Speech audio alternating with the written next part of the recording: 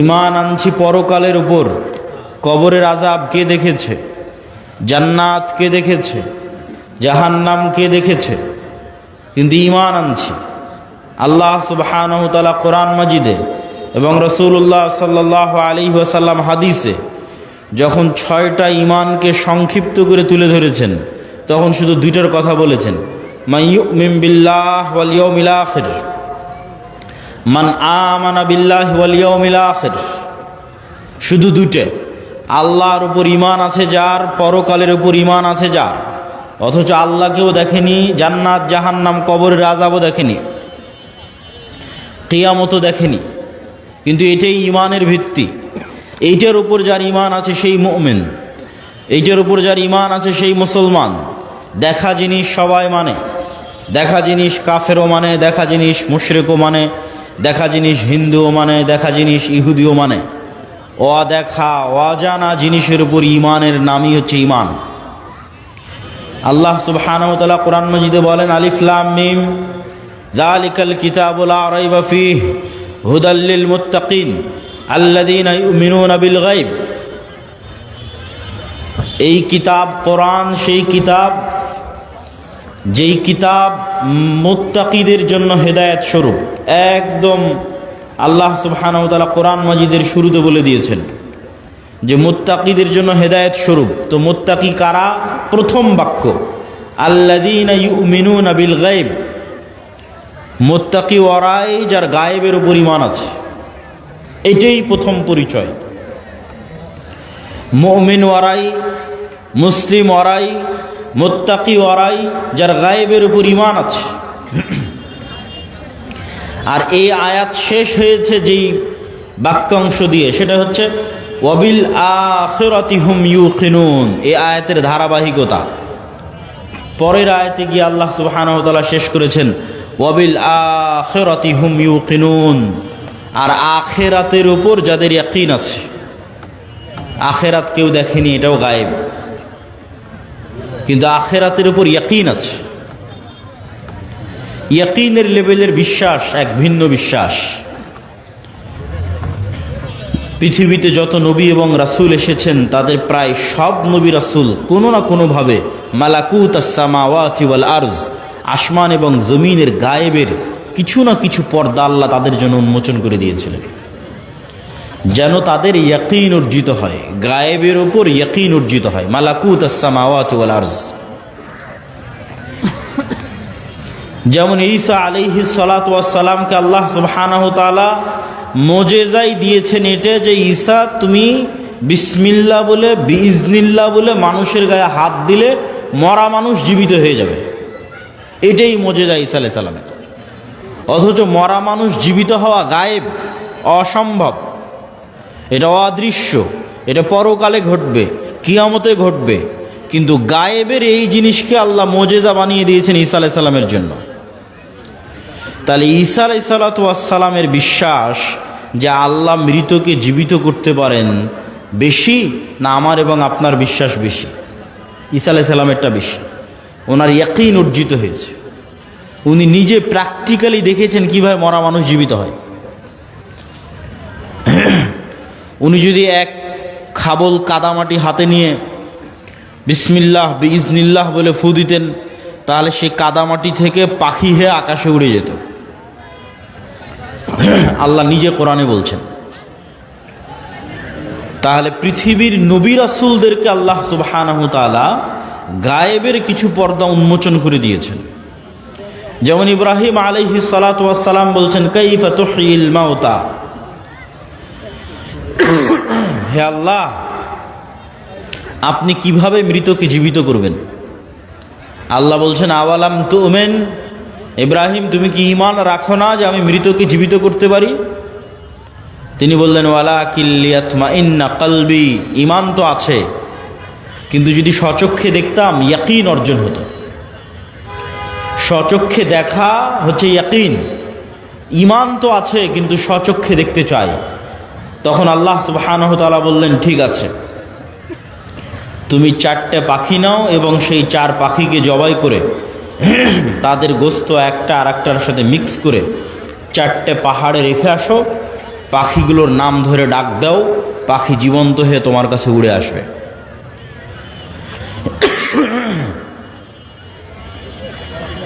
মুসা আলাইহিস সালাতু ওয়াস সালামের জন্য আল্লাহ তার ঈমান বিল গায়বে ইয়াকিন তৈরি করেছেন। ঈমান বিল গায়বে ইয়াকিনের উপকারিতাটা কি? এই যে ইয়াকিনের কথা বলছে, ওয়াবিল আখিরাতি হুম ইউকিনুন, আল্লাহ সুবহানাহু ওয়া তাআলা সূরা তাকাসুরের মধ্যে বলছেন ইয়াকিনের মাত্রাটা কোন লেভেলে হতে হবে। সূরা তাকাসুরে কিভাবে বারবার ইয়াকিনের দিকে নিয়ে যাওয়ার কথা বলা হয়েছে, এটা যদি দেখতাম।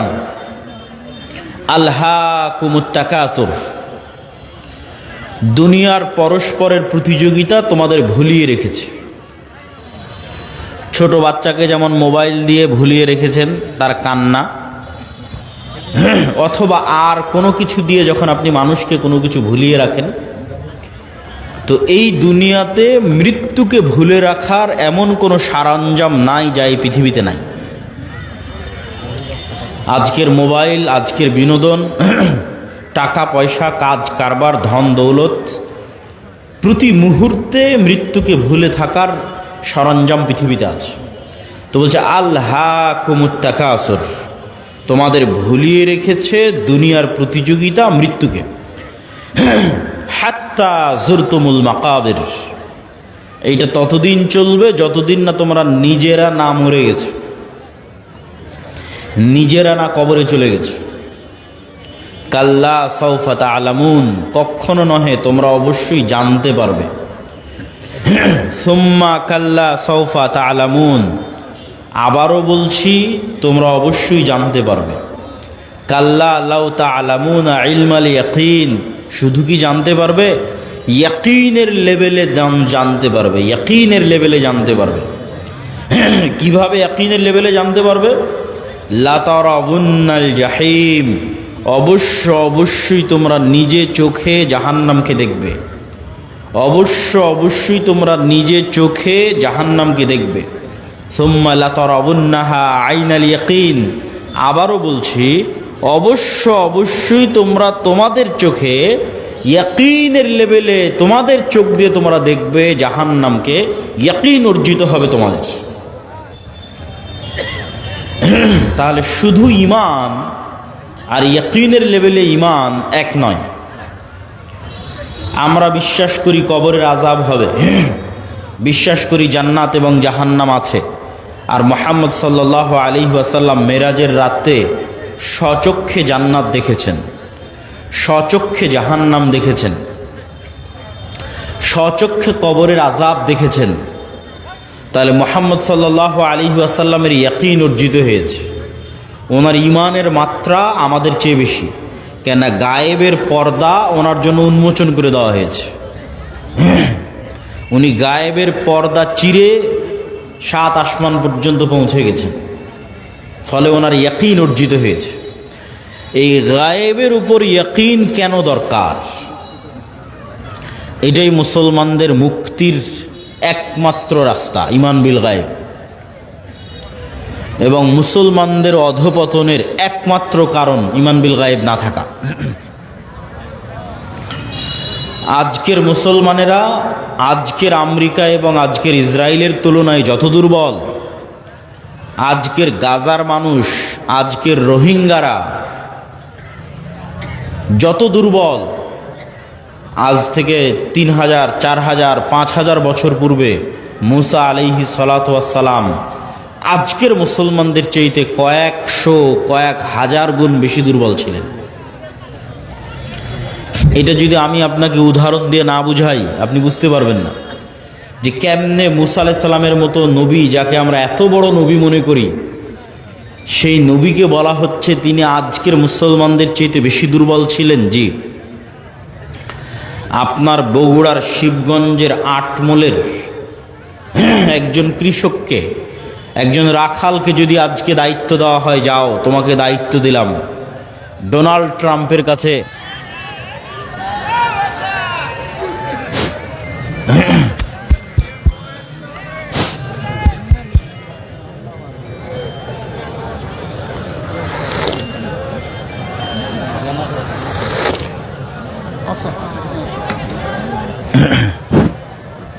জেনারেটর আছে না?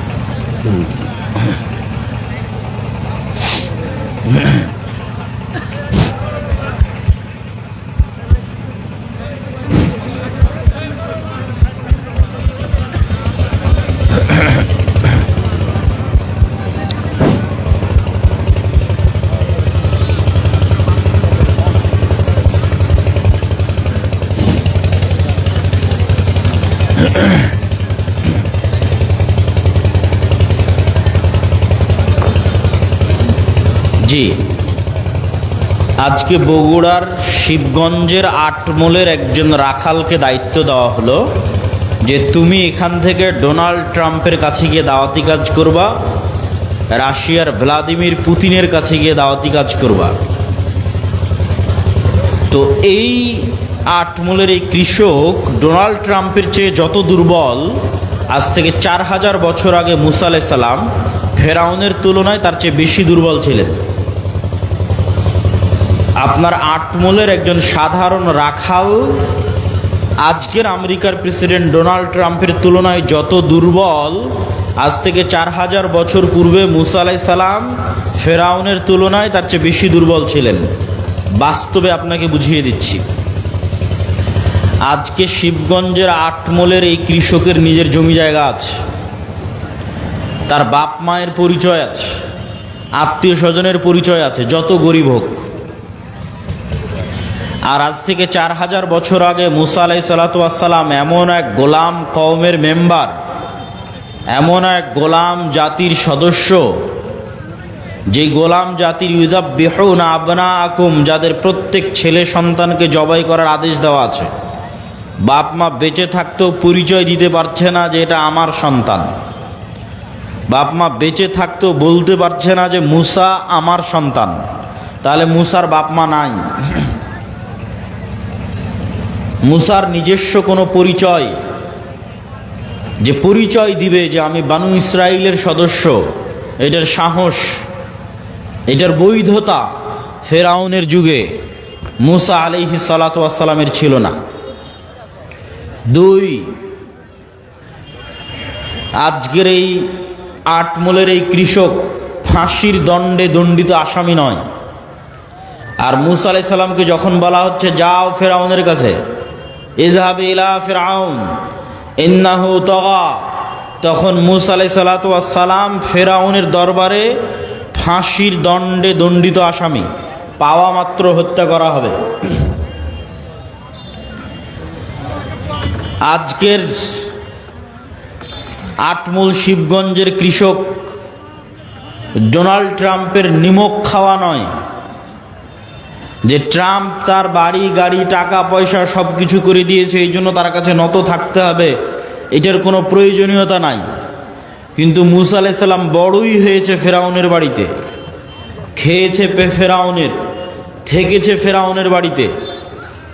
আজ এই রকম এক গোলাম জাতির, এরকম এক অসহায় নিরীহ সদস্য, ফাঁসির দণ্ডপ্রাপ্ত আসামিকে বলা হচ্ছে যাও তুমি যার বাড়িতে থেকে খেয়ে বড় হয়েছো তাকে গিয়ে দাওয়াতি কাজ করো। 4, আজকের যেই কৃষককে বলা হচ্ছে যাও তুমি ডোনাল্ড ট্রাম্পের কাছে দাওয়াতি কাজ করো, সে এখন মানুষের বাড়ির চাকর নয়।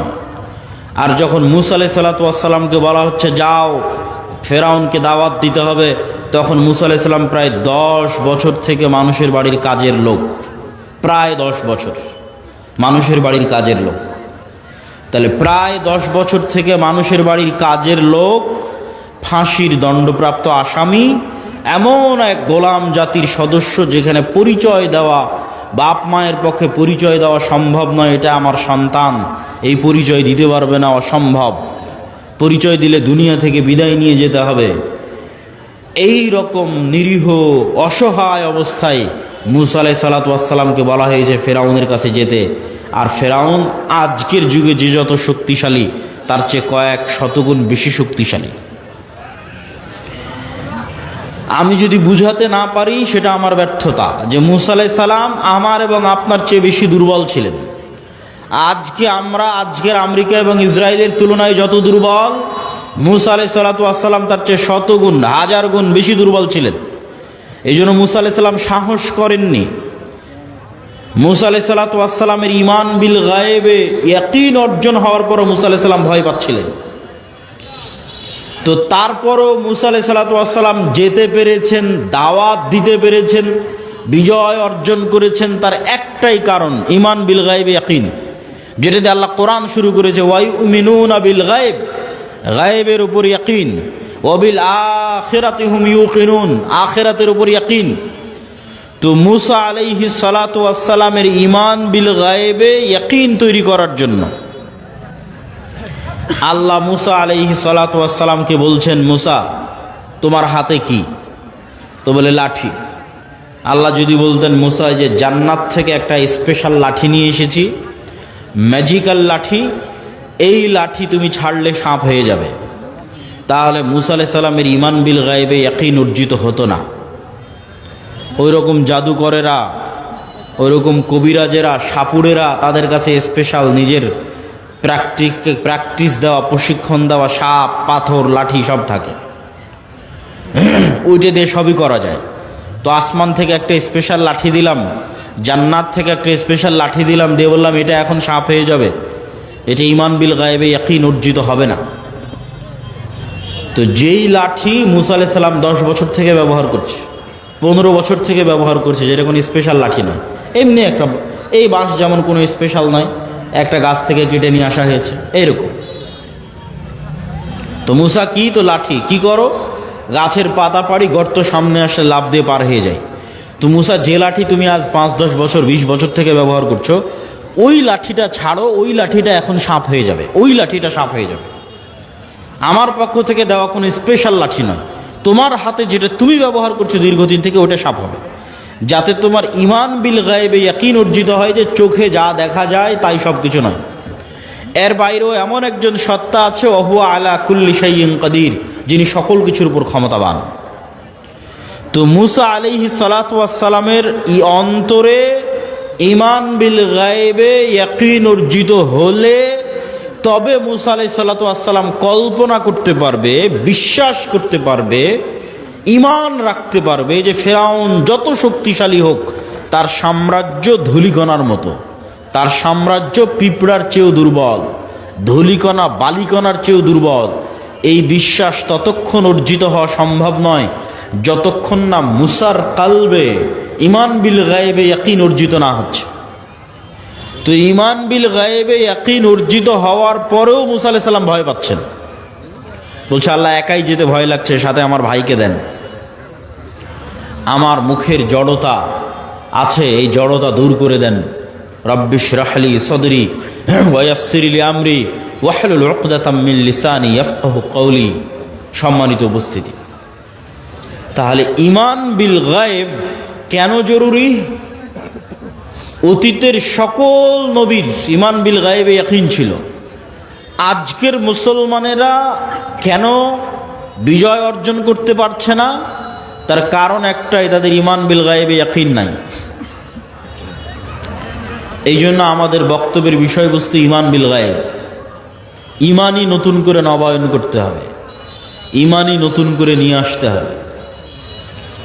এবং ঈমান বিল গায়েবে আজকের পয়েন্ট, আল ঈমান বিল মালাইকা, ফেরেশতাদের উপর ঈমান, যেটা দিয়ে আমি আপনাদেরকে বক্তব্য শুরু করেছি, যে রাস্তাঘাটে যারা আছেন, বাজারে যারা আছেন, তারা এসে ফেরেশতাদের সাথে বসেন।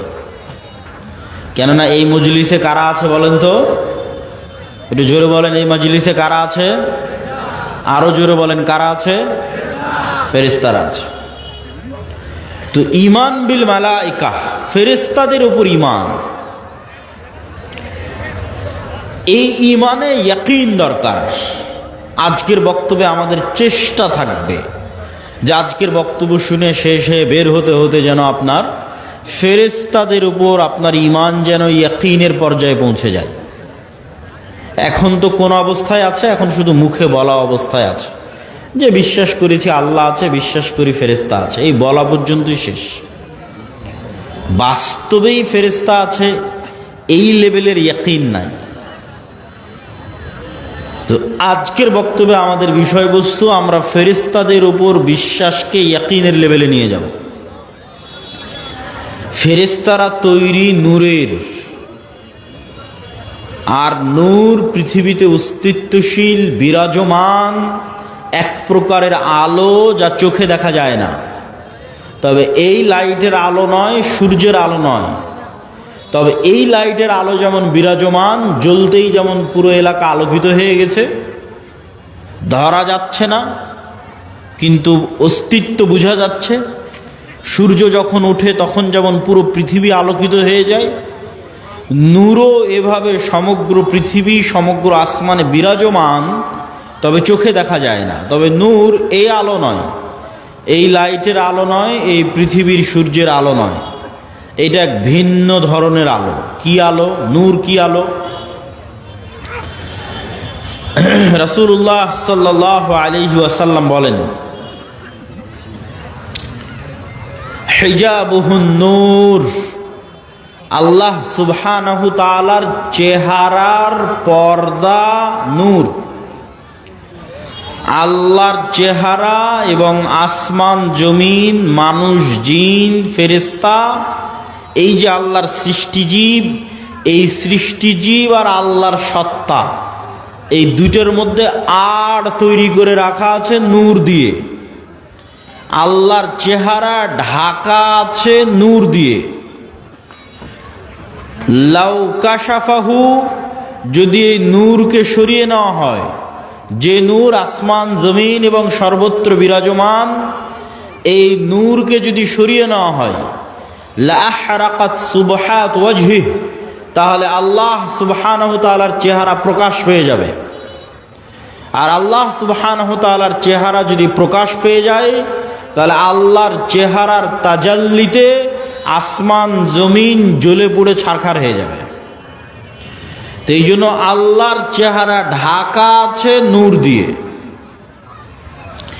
রাসূলুল্লাহ সাল্লাল্লাহু আলাইহি ওয়াসাল্লাম আর এক হাদিসে বলেন, আব্দুল্লাহ বিন আব্বাস রাদিয়াল্লাহু তাআলা আনহু থেকে বর্ণিত, আল্লাহুম্মা আউযু বিনূরি ওয়াজহিকাল্লাযী আশরাকাত লাহুদ-দুলুমাত, হে আল্লাহ, আপনার নূরের মাধ্যমে পরিত্রাণ চাচ্ছি, যেই নূর দিয়ে আসমান জমিনের সকল অন্ধকার আলোকিত হয়েছে। ওয়াসালুহা আলাইহি আমরুদ দুনিয়া ওয়াল আখিরাহ, যেই নূরের উপর আসমান জমিনের সকল কাজ নির্ভরশীল। যেই নূর দিয়ে আসমান জমিনের সকল অন্ধকার আলোকিত হয়েছে, যেই নূরের উপর আসমান জমিনের সকল কাজ নির্ভরশীল, সেই নূর দিয়ে আপনার কাছে পরিত্রাণ চাচ্ছি। আব্দুল্লাহ বিন মাসউদ রাদিয়াল্লাহু তাআলা আনহু বলেন, লাইসা ইনদা রাব্বিকুম লাইলুন ওয়া নাহার, নূরুস সামাওয়াতি ওয়াল আরজি মিন নূরি ওয়াজহি, তোমাদের রাত দিন আছে, আল্লাহর কাছে কোনো রাত দিন নাই। তোমাদের সময় আছে, আল্লাহর কাছে কোনো সময় নাই। আল্লাহ সুবহানাহু ওয়া তাআলা সময়েরও ঊর্ধ্বে, রাত দিনেরও ঊর্ধ্বে। নূরুস সামাওয়াতি মিন নূরি ওয়াজহি, আসমান জমিনের আলো আল্লাহ সুবহানাহু তাআলার চেহারার নূরের প্রভাবে প্রভাবিত। আল্লাহ সুবহানাহু ওয়া তাআলা নিজেও কোরআন মাজিদে বলেছেন, আল্লাহু নূরুস সামাওয়াতি ওয়াল আরজ, আল্লাহ হচ্ছেন আসমান এবং জমিনের নূর। সম্মানিত উপস্থিতি, তাহলে নূর পৃথিবীতে অস্তিত্বশীল বিরাজমান এক প্রকারের আলো। এই নূরের সাথে সংশ্লিষ্ট আরো কয়েকটি কথা। ফেরেশতারা যেমন নূর থেকে তৈরি, এই কোরআন তেমন নূর, আর ইসলাম তেমন নূর। ওয়াহি নূর, তো ইসলাম ওয়াহি, আর ওয়াহির একটা প্রকার হচ্ছে কোরআন, ওয়াহি মাতলু। তাহলে কোরআন নূর। আল্লাহ সুবহানাহু ওয়া তাআলা কোরআন মাজিদে বলেন, মা কুনতা তাদরি মাল কিতাব ওয়ালাল ঈমান ওয়ালাকিন জাআলনাহু নূরান নাহদি বিহি মান নাশা। হে আল্লাহর নবী, আপনি জানতেন না ঈমান কাকে বলে, কিতাব কাকে বলে, তবে আমি আল্লাহ এটাকে নূর বানিয়ে দিয়েছি। এই নূর দিয়ে আমি যাকে ইচ্ছা তাকে পথ দেখাই। আর ইসলাম নূর, ইউরিদুনা লিউতফিউ নূর আল্লাহ ওয়াল্লাহু মুতিম্মু নূরিহি ওয়ালাউ কারিহাল কাফিরুন। পৃথিবীর কাফের মুশরিকরা ফু দিয়ে আমার নূরকে নিভিয়ে দিতে চায়, আর আমি আল্লাহ আমার নূরকে সমগ্র পৃথিবীতে প্রতিষ্ঠিত করবই করব। কাফের মুশরিকরা অপছন্দ করলেও সেই নূর হচ্ছে ইসলাম। আল্লাহু মুতিম্মু নূরিহি, আল্লাহ তার নূরকে পূর্ণতা দান করবেন তথা জমিনে প্রতিষ্ঠিত করে ছাড়বেন তার নূরকে। তাহলে কি কি গেল? ফেরেশতা নূরের তৈরি, কোরআন নূর, ইসলাম নূর। এবার 4 নাম্বার, আমার এবং আপনার সৎ আমল নূর তৈরি করে। আমার এবং আপনার সৎ আমল নূর তৈরি করে। আল্লাহ সুবহানাহু ওয়া তাআলা কোরআন মাজিদে বলছেন, ইয়াওমা তারাল মুমিনিনা ওয়াল মুমিনাত নূরুহুম ইয়াসআ বাইনা আইদিহিম ওয়া বিআইমানিহিম। কঠিন কিয়ামতের মাঠে মুমিনেরা এবং মুমিনারা দুনিয়াতে যত নূর জমা করেছিল আমলের মাধ্যমে, প্রত্যেকটা সৎ আমল নূর। 2টা শর্ত পেলেই আমল সৎ। আল্লাহ কোরআনে বলেনি যে বেশি আমল করতে হবে, যে ওই জান্নাতে যাবে যে বেশি আমল করেছে। আল্লাহ বারবার বলেছে আমানু ওয়া আমিলুস সালিহাত। ঈমান বিল গায়েবে, গায়েবে ঈমান আছে, গায়েবের উপর ইয়াকিন আছে। আর আমিলুস সালিহাত, সৎ আমল করেছে। সৎ আমল নূর তৈরি করে। তো সৎ আমল 2 শর্তে নূর তৈরি করে, তখন এটা সৎ আমল হয়। 1, যদি হৃদয়ে ইখলাস থাকে, তাহলে ইখলাস পাওয়া মাত্রই নূর তৈরি হওয়া শুরু হয়ে যায়। 2, আমল যদি গায়েবের সাথে মিলে যায়। প্রত্যেকটা আমলের ফরম্যাট গায়েবে নির্ধারিত, যেই ফরম্যাট ওহির মাধ্যমে আল্লাহ রাসূলের কাছে পাঠিয়েছে। গায়েবে নির্ধারিত ফরম্যাটের সাথে না মিললে আমল কবুল হবে না, আমলে নূর তৈরি হবে না। তো গায়েবে নির্ধারিত ফরম্যাটের সাথে মিলাতে চাইলে কাকে দেখতে হবে? মুহাম্মদ সাল্লাল্লাহু আলাইহি ওয়াসাল্লামকে। কেননা গায়েবের ওই ওয়াহি, ওই জ্ঞান মুহাম্মদ সাল্লাল্লাহু আলাইহি ওয়াসাল্লামকে দেওয়া হয়েছে। তাহলে মুহাম্মদ সাল্লাল্লাহু আলাইহি ওয়াসাল্লামের আমলের সাথে যখন আমল হুবহু মিলে যাবে, মানে ওটা গায়েবের ফরম্যাটের সাথে হুবহু মিলে গেছে। আর অন্তরে যখন ইখলাস তৈরি হবে, তখন এই আল্লাহর নবীর সাথে কাজের সাথে মিলে যাওয়া তথা গায়েবের ফরম্যাটের সাথে মিলে যাওয়া আর অন্তরে ইখলাস তৈরি হওয়া, এই 2টা যখন তৈরি হয়ে যাবে তখন আমলে নূর তৈরি হয়ে গেল। এবার যখন আমলে নূর তৈরি হয়ে গেল, এই রকম যত আমল মানুষ দুনিয়াতে করবে, আমলে সালেহ, যে আমল নূর তৈরি করে, এরকম যত আমল মানুষ দুনিয়াতে করবে তত নূর সে ধারণ করবে নিজের কালবে। মানুষ তার কালবে নূর ধারণ করতে পারে, এটা আরেকটু পরে আরো বিস্তারিত বলতেছি।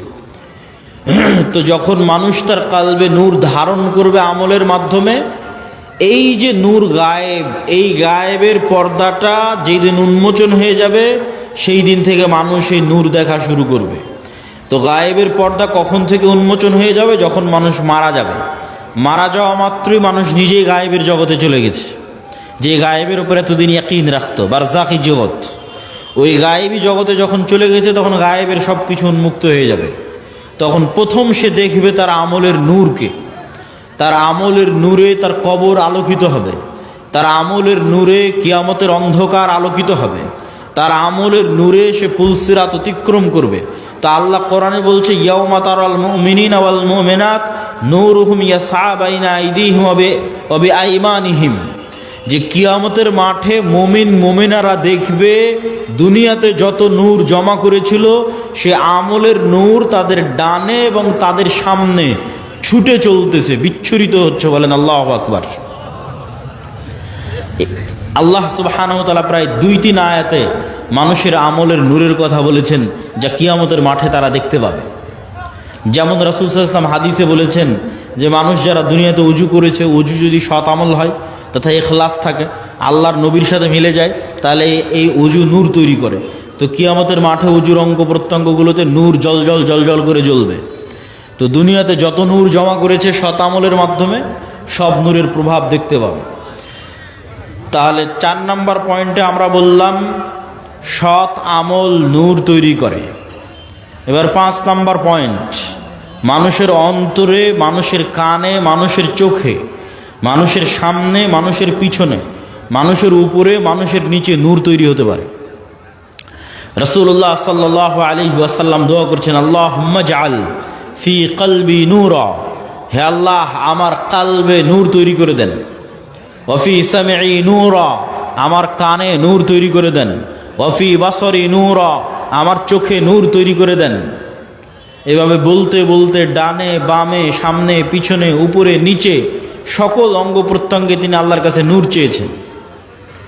তো নূরের অস্তিত্ব পৃথিবীতে এত বাস্তব, এত বাস্তব, যা আপনার যেমন চোখের পাওয়ার সরাসরি দেখা যায় না, কিন্তু যন্ত্র দিয়ে মাপলে ধরা পড়ে চোখের পাওয়ার কম কি বেশি, বাস্তবে অনুভব করতে পারেন চোখের পাওয়ার কমে গেছে কি বেশি হয়েছে। আপনার কানের শ্রবণ শক্তি কমেছে কি বেশি আছে, এটা যেমন অনুভব করতে পারেন। মেশিন লাগাতে হয় ভালো মতো শোনার জন্য। আপনার শরীরের রক্তের মাত্রা, প্রেশার লো না হাই, সেটা যেমন মেশিন দিয়ে মাপা যায়, অথচ চোখে দেখা যায় না। আপনার রক্তের মধ্যে সুগার কতটুকু আছে, সেটা যেমন মেশিন দিয়ে মাপা যায়, ধরতেই মেশিনে উঠে আসতেছে, অথচ চোখে দেখা যায় না। আপনার শরীরের তাপমাত্রা যেমন থার্মোমিটার দিয়ে মাপা যায়, অথচ চোখে দেখা যায় না, থার্মোমিটার ধরলে উঠে আসতেছে তাপমাত্রা এত।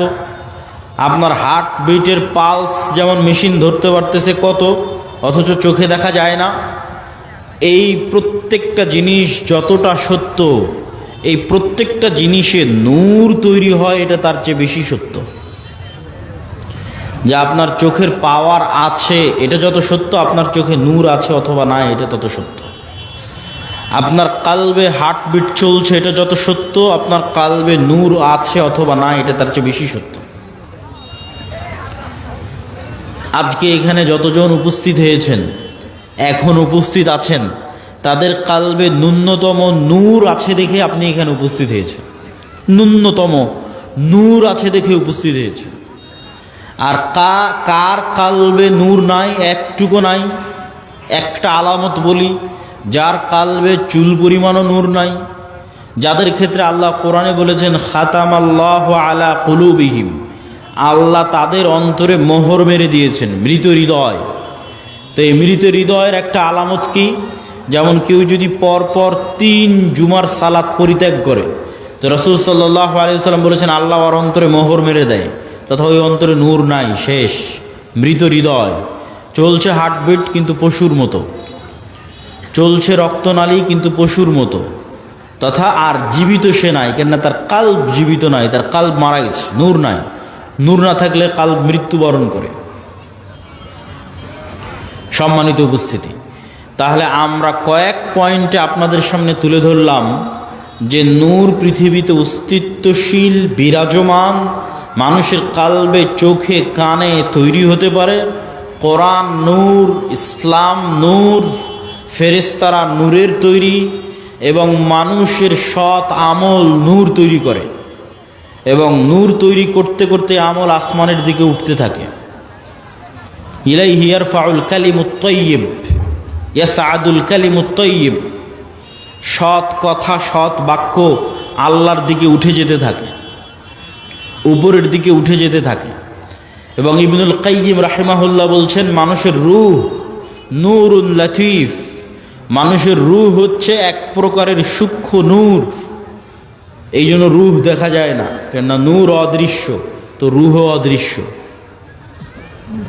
কিন্তু মানুষের আত্মপরিচয় রূহের উপর নির্ভর করে। মানুষকে যদি পুনরায়ও মানুষের শরীরের সকল কিছু যদি কাজে লাগানো যায়, আর যদি রূহ না দেওয়া যায়, তাহলে আত্মপরিচয় ফিরে আসবে না। যেমন আইনস্টাইনের ব্রেন যদি কপি করা যায়, ইমাম বুখারীর ব্রেইন যদি কপি করা যায়, বিজ্ঞান যদি এই লেভেলে পৌঁছে যায়, কিন্তু ইমাম বুখারী, আইনস্টাইন, নিউটন ওরা ফিরে আসবে না, ওদের আত্মপরিচয় ফিরে আসবে না। কেন? আত্মপরিচয় নির্ভর করে রুহের উপর। নূরুন লতিফ। ইয়াসআলুনাকা আনির রূহ কুলির রূহ মিন আমরি রব্বি। মানুষজন জিজ্ঞেস করে, বলে রূহ কি? আপনি বলে দিন রূহ আল্লাহর আদেশ। আল্লাহ যখন চান প্রতি রাতে এই রূহকে উঠিয়ে নেন। যাদের আল্লাহ মৃত্যু দিতে চান তাদের রূহকে তার কাছে আটকে রেখে দেন, এরা সকালবেলা মৃত অবস্থায় উঠে। আর যাদের আল্লাহ সুবহানাহু ওয়া তাআলা বাঁচিয়ে রাখতে চান এদের রূহকে আবার ফেরত দিয়ে দেন। এই জন্য সকালবেলা এরা জীবিত অবস্থায় উঠে। এই জন্য দোয়ার মধ্যে বলা হয়েছে আল্লাহুম্মা বিইসমিকা আমুতু, হে আল্লাহ তোমার নামে আমি মারা যাচ্ছি। কেননা তখন রুহের কাজ শেষ হয়ে যায়। রুহের কাজ দেখা, রুহের কাজ শোনা, রুহের কাজ চিন্তা করা, রুহের কাজ বোঝা। বাকি শরীরের হার্টবিট, রক্ত সঞ্চালন এগুলো তো চলছেই, কিন্তু দেখা, শোনা, চিন্তা, গবেষণা যখন বন্ধ হয়ে যায় তখন রুহের কাজ শেষ। এই জন্য যখন মানুষ ঘুমিয়ে যায় তখন রুহের আর কোনো কাজ থাকে না, তখন রুহ উড়াল দেয়। আল্লাহ সুবহানাহু ওয়া তাআলা তার কাছে নিয়ে নেন রুহকে। কোরআনের আয়াতে আল্লাহ সুবহানাহু ওয়া তাআলা বলছেন। এবং সকালবেলা যখন ঘুম থেকে উঠে তখনও দোয়ার মধ্যে শিখিয়ে দেওয়া আছে যে প্রশংসা ওই আল্লাহর যিনি আমাদেরকে পুনরায় জীবিত করেছে মৃত্যু দেওয়ার পর। তাহলে মৃত্যু দিল কখন? ঘুমই মৃত্যু। এবং প্রত্যেকটা লেভেলে পরবর্তী লেভেলের আলামত আছে। প্রত্যেক লেভেলে পরবর্তী লেভেলের আলামত আছে। এখন আমরা কোন লেভেলে আছি? এখন আছে দুনিয়ার লেভেলে। এই দুনিয়াতে বসে থেকেই বারজাখি জীবন কেমন হবে তার আলামত দেওয়া আছে। যে পরের জগৎটা কেমন হবে তুমি দুনিয়াতে বেঁচে থাকতেই বুঝে নাও। এবার যখন বারজাখি জগতে চলে যাবেন তখন ওখানে আলামত দেওয়া হবে যে কিয়ামতের পরের জগৎ কেমন হবে তুমি এখান থেকে বুঝে নাও। বারজাখি জগৎ থেকে হালকা হালকা বুঝতে পারবে। কেননা জান্নাতের সাথে দরজা খুলে দেওয়া হবে, কারো দরজা জাহান্নামের সাথে খুলে দেওয়া হবে। সরাসরি জান্নাতে দেওয়া হবে না, সরাসরি জাহান্নামে দেওয়া হবে না, কিন্তু ওখানে বসে থেকে বুঝতে পারবে হালকা হালকা যে জান্নাত কেমন হতে পারে। ওখান থেকে বসে থেকে বুঝতে পারবে হালকা হালকা যে জাহান্নাম কেমন হতে পারে। ঠিক এই দুনিয়াতে বসে থেকে পরের জগতের একটু আলামত, সেটাই হচ্ছে ঘুম। যে মৃত্যুর জগৎ কেমন হতে পারে সেটার আলামতই হচ্ছে ঘুম। প্রতিদিন মানুষ মৃত্যুবরণ করে। বারজাখি জগৎ কেমন হতে পারে সেটার আলামতই হচ্ছে ঘুম। এবং মানুষের যে এই ট্রান্সফার, এইটা অবাস্তব নয়, এটার অসংখ্য চিহ্ন আল্লাহর সৃষ্টিজীবের মধ্যে আছে। গায়েবের অসংখ্য আলামত আল্লাহ হয়তো মানুষের মধ্যে দিয়ে রাখেনি, কিন্তু আল্লাহর অন্য সৃষ্টিজীবের মধ্যে দিয়ে রেখেছে। যেমন আল্লাহর একটা সৃষ্টিজীব প্রজাপতি। প্রজাপতি কিভাবে তৈরি হয়? প্রজাপতি প্রথমে শুঁয়ো পোকা থাকে, পোকা হিসেবে সে বিভিন্ন গাছের পাতা খেয়ে বেড়ায়। ঠিক যেভাবে আচা পোকা থাকে ওইরকম পোকার মতো সে জীবনযাপন করে, উঠতে পারে না। তাহলে পোকা হিসেবে জীবনযাপন করে গাছের পাতা খেয়ে 1.5-2 মাস পার করে। 1.5-2 মাস পার করার পর এই পোকা তার নিজের চারিপাশে একটা আবরণ তৈরি করে ওর মধ্যে মারা যায়। ওর মধ্যে মারা যাওয়ার আবার 15-20 দিন, 1 মাস, 1.5 মাস পর ওই বাইরে ওই আবরণটা খুলে যখন বের হয় তখন প্রজাপতি হয়ে আকাশে উড়াল দেয়। তাহলে একটাই প্রাণী কয় ধরনের জীবনযাপন করতেছে এক পৃথিবীতে? একবার পোকা হিসেবে জীবনযাপন করতেছে, তখন গাছের পাতা খাচ্ছে, আকাশে উঠতে পারে না, তারপরে মারা যাচ্ছে, মৃত অবস্থায় থাকতেছে, থাকার পর আবার জীবিত হচ্ছে, তখন প্রজাপতি হয়ে আকাশে উড়াল দিচ্ছে।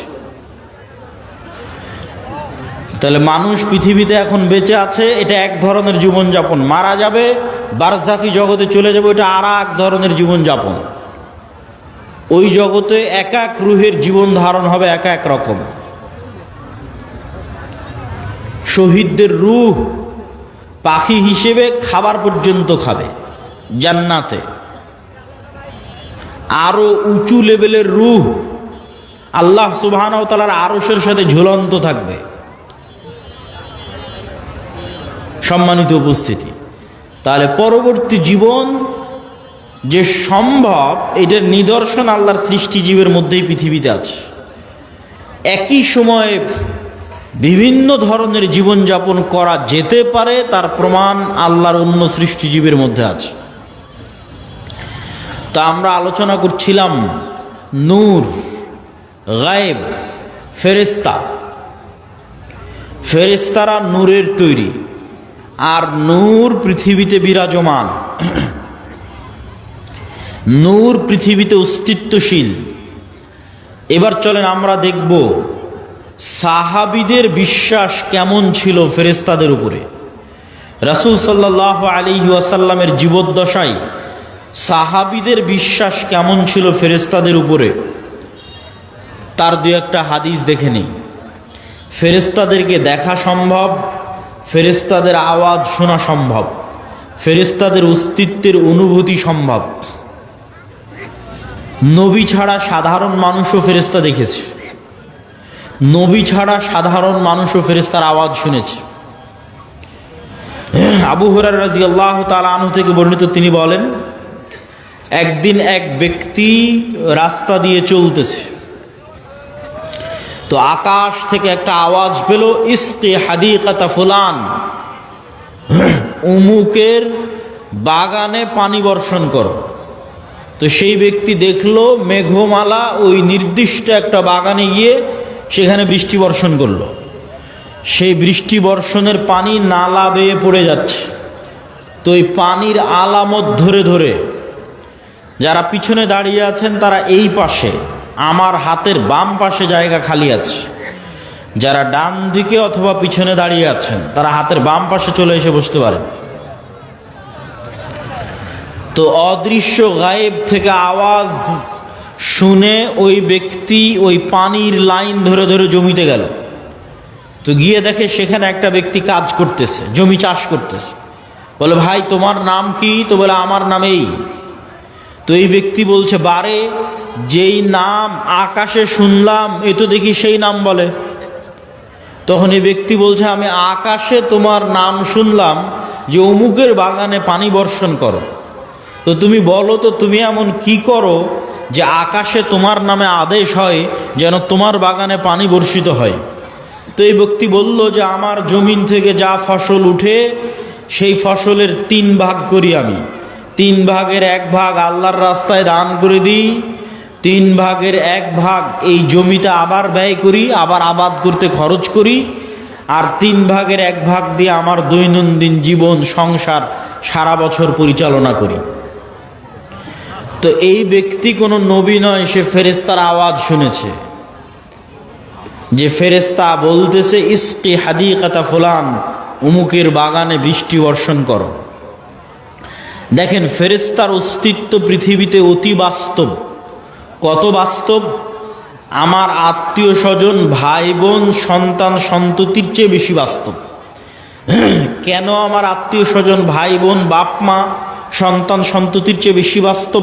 এই জন্য যে আল্লাহ যখন প্রথম আমাদের সৃষ্টি করেছে, প্রথম যখন জান্নাতে আল্লাহ আমাদের সৃষ্টি করেছে, আমাদের আদি পিতা আদম আলাইহিসসালামকে, তখন আদম আলাইহিসসালাম চোখ খুলে দেখেনি যে এটা আমার বাপ, এটা আমার মা, আর চোখ খুলে দেখেনি যে এটা আমার বউ, চোখ খুলে দেখেনি যে এটা আমার ছেলে।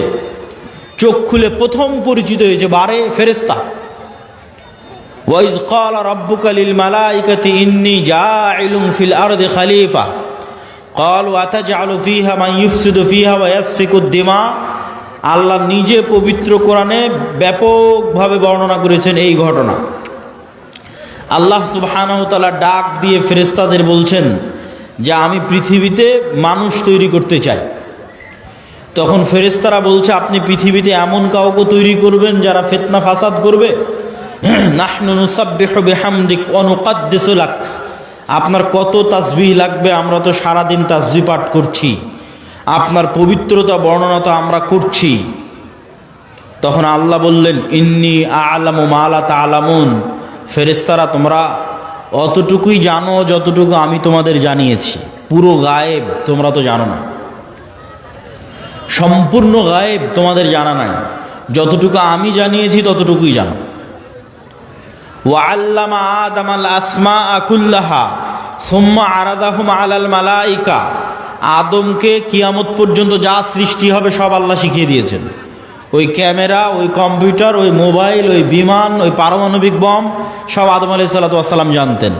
আদম আলাইহিস সালামের ব্রেনে ছিল বলেই সেটা ট্রান্সফার হতে হতে হতে হতে হতে হতে মানুষের ব্রেনে এখনও আছে। এই জন্য ওটা মানুষ বের করে নিয়ে আসতে পারতেছে। যদি বাপের ব্রেনে না থাকে জীবনে সম্ভব নয় ওটা নিয়ে আসা। বাপের ব্রেনে ছিল, ট্রান্সফার হতে হতে মানুষের ব্রেনেও আছে। সময় সাপেক্ষে যুগের প্রয়োজনে বের হতে থেকেছে। যুগের চাহিদায় ওই পর্দাটা উন্মুক্ত হয়ে গেছে, যুগের চাহিদায় ওই পর্দাটা উন্মুক্ত হয়ে গেছে, ওই জ্ঞানের দরজাটা খুলে গেছে। কিন্তু সবগুলো জ্ঞান আগেই বাপের ব্রেনে রাখা আছে। বাপের ব্রেন থেকে ট্রান্সফার হতে হতে সন্তানের ব্রেনেও আসতে থেকেছে। যুগের প্রয়োজনে যখন যে জ্ঞানের দরকার, যখন যে গায়েবের পর্দা উন্মোচন হওয়ার দরকার, সেটা উন্মোচন হতে থেকেছে। ও আল্লামা আদামাল আসমাআ কুল্লাহা, সব শিখিয়ে দিলেন আল্লাহ আদম আলাইহিস সালামকে। তারপরে ফেরেশতাদের ডাক দিয়ে বললেন, ফেরেশতারা বলো, আম্বিউনি বিআসমাই হাউলাই, এগুলোর নাম বলো, এগুলো কি? তখন ফেরেশতারা আর বলতে পারে না। ক্বালু সুবহানাক লা ইলমা লানা ইল্লা মা আল্লামতানা, আল্লাহ আপনার পবিত্রতা, আপনি মহাপবিত্র, আমরা অতটুকুই জানি যতটুকু আপনি জানিয়েছেন, এর বাইরে আমাদের জানার কোনো ক্ষমতা নেই। ইন্নাকা আনতাল আলিমুল হাকিম, আপনি হলেন সর্বজ্ঞানী, আপনি হলেন সর্বজ্ঞানী এবং সর্বপ্রজ্ঞাময়। তখন আল্লাহ বললেন, ইয়া আদম আম্বিউহুম, এই যে আদম, এবার তুমি বলো তো এই জিনিসগুলোর নাম কি? ফালাম্মা আম্বাহুম বিআসমাইহিম, তখন আদম আলাইহিস সালাম সবগুলোর নাম বলে দিলেন। এবার আল্লাহ ফেরেশতাদের বলেন, ওয়াইজ কুলনা লিল মালাইকাতি ইসজুদু লি আদম, তখন আমি আল্লাহ ফেরেশতাদের বললাম, ফেরেশতারা তোমরা এবার আদমকে সিজদা করো। তাহলে আমরা সবার আগে কাদেরকে দেখলাম এবার বলেন? জোরে বলেন না যে কাদের দেখলাম, না আর এক মানুষকে দেখেছি? তাহলে আপনার বাপ মা আগে না ফেরেশতা আগে? ফেরেশতা আগে। আপনার সন্তান আগে না ফেরেশতা আগে? আপনার সন্তানের অস্তিত্বের চেয়ে বেশি সত্য আপনার সাথে ফেরেশতা আছে, আমাদের সাথে ফেরেশতা আছে। আপনার বাপ মায়ের অস্তিত্বের চেয়ে বেশি সত্য যে আমাদের সাথে ফেরেশতা আছে। কেন? আমরা যখন প্রথম সৃষ্টি হয়েছি তখন থেকে ফেরেশতাদের সাথে আমরা কানেক্টেড, তখন থেকে আমরা ফেরেশতাদের দেখেছি। গায়েবের উপর ঈমান না থাকার কারণে দুনিয়াতে এসে ভুলে গেছি। তাহলে আদম আলাইহিস সালামের ঈমান কোন লেভেলের হবে যে ফেরেশতারা আছে? আদম আলাইহিস সালামের ঈমান তার ছেলের অস্তিত্বের চেয়ে বেশি যে ফেরেশতারা আছে। আদম আলাইহিস সালামের ঈমান তার স্ত্রী হাওয়ার অস্তিত্বের চেয়ে বেশি যে ফেরেশতারা আছে। সম্মানিত উপস্থিতি, তাহলে ফেরেশতাদের অস্তিত্ব আছে, নূর বিরাজ করতেছে, দেখি না কেন, দেখা যায় না কেন, কি সমস্যা? তো এইটার ক্ষেত্রে আপনাকে দু একটা উদাহরণ দিই। আজ থেকে 100 বছর আগে আটমূলের যে মানুষটা মারা গেছে, সেই মানুষটাকে আজকে উঠান, যদি তাকে জীবিত করা যায় তাহলে সে জীবিত হলো। জীবিত হওয়ার পর সেই মানুষকে আপনি বলবেন যে আমি আব্দুল্লাহ আওয়াজ দিব, এখানে বাজবে ঢাকায়, সাথে সাথে আমি আওয়াজ দিব, এখানে আওয়াজ বাজবে কোথায়? ঢাকাতে। আমি আওয়াজ দিব, এখানে বাজবে আমেরিকাতে। আমি আওয়াজ দিব, এখানে বাজবে মক্কায়। সে কি বিশ্বাস করবে? কিন্তু এখন তো বাজতেছে, এই যে লাইভ চলতেছে, সারা পৃথিবীতে বাজতেছে, বলতেছি এখানে, বাজতেছে সারা পৃথিবীতে। তাহলে এই যে ইলেকট্রোম্যাগনেটিক ওয়েভ, তরঙ্গ, আলোর তরঙ্গ ওয়েভ, এইটার মধ্যে ডাটা ধারণ করার ক্ষমতা, তথ্য, মানুষের কথা এটার মধ্যে থাকতে পারে, মানুষের দৃশ্য এটার মধ্যে থাকতে পারে। এইটা আল্লাহ যেই দিন পৃথিবী সৃষ্টি করেছে ওই দিন থেকেই আছে। মানুষ জানেনি, গায়েব। তাহলে 100 বছর আগে আটমূল থেকে যে মানুষ চলে গেছে এটার কাছে গায়েব। যে তার আওয়াজ এই ওয়েভের মধ্যে থেকে যেতে পারে, তার দৃশ্য এই ওয়েভের মধ্যে দিয়ে প্রবাহিত হতে পারে।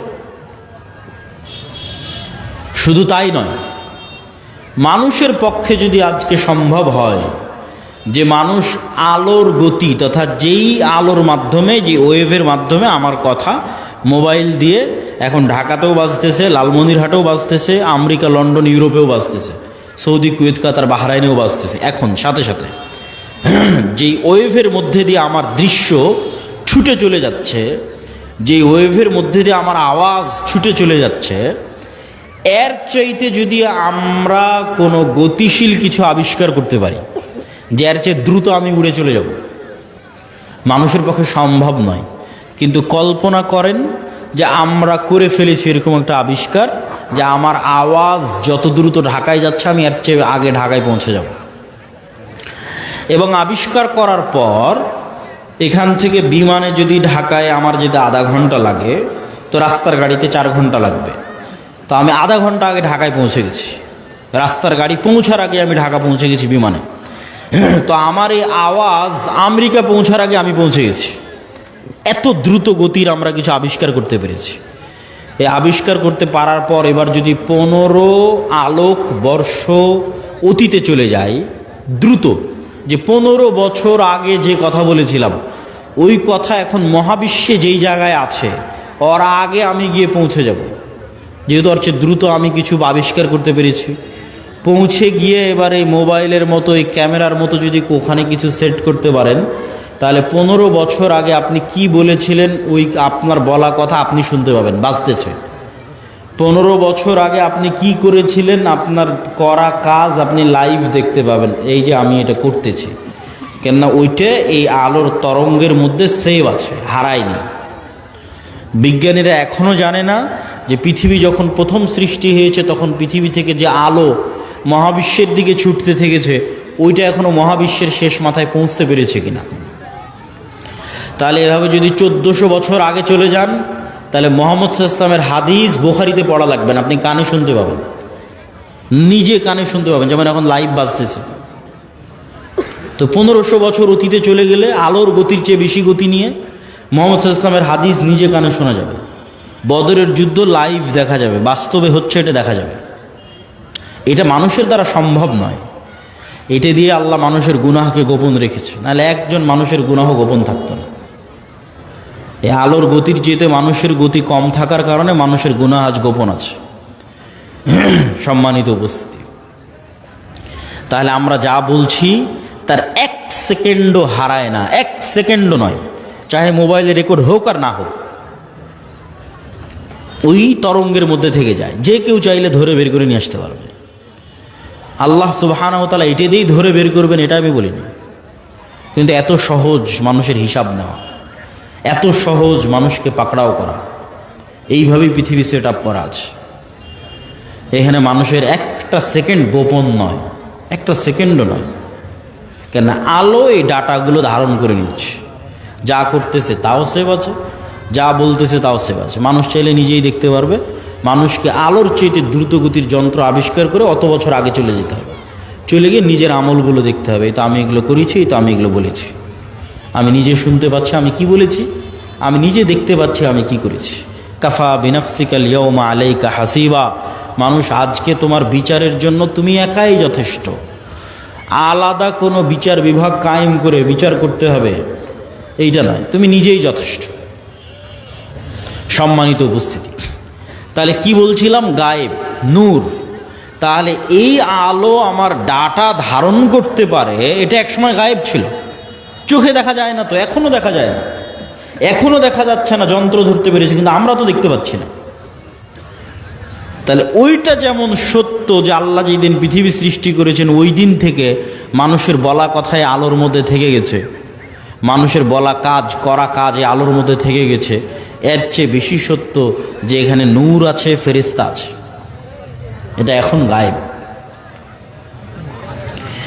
এবার বাস্তব জগতের আরো কিছু উদাহরণ দেই যেগুলো এখন যন্ত্রও ধরতে পারেনি।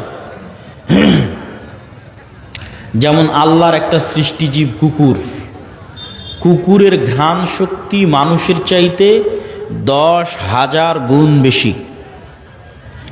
তো আমি এই যে মাইকটা সামনে আছে, এটা আমি নাক দিয়ে টেনেও আর কোনো গন্ধ পাচ্ছি না, তখন আমি যদি বলি যে এই মাইকের কোনো গন্ধ নাই, এটা মিথ্যা কথা হবে।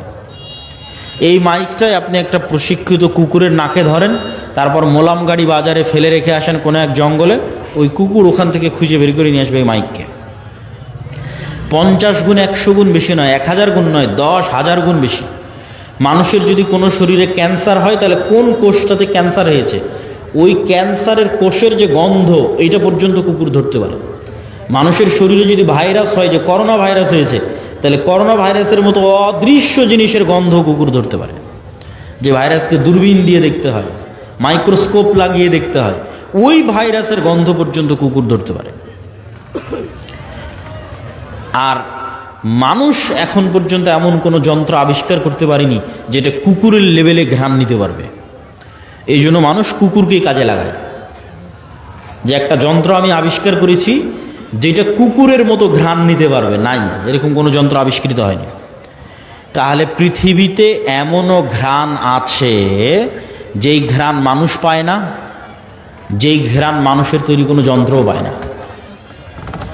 এখন এখানে যদি মিসকে আম্বরের মতো সুগন্ধি থাকে, ধরেন কথার কথা ফেরেশতারা এসেছে, ফেরেশতাদের গায়ে মিসকে আম্বরের মতো সুগন্ধি আছে, ওই সুগন্ধি আমি পাচ্ছি না। কথা কি আমার বুঝতে পারছেন? তো আমি যে ওই সুগন্ধি পাচ্ছি না, তার মানে সুগন্ধি নাই, এটা কি ঠিক? এটা ঠিক নয়। ঠিক তেমনি এমনও আওয়াজ আছে, কবরের আযাব কই, শুনতে তো পাই না। পাশ দিয়ে পিঁপড়া যাচ্ছে, শুনতে পান? শুনতে পাই না।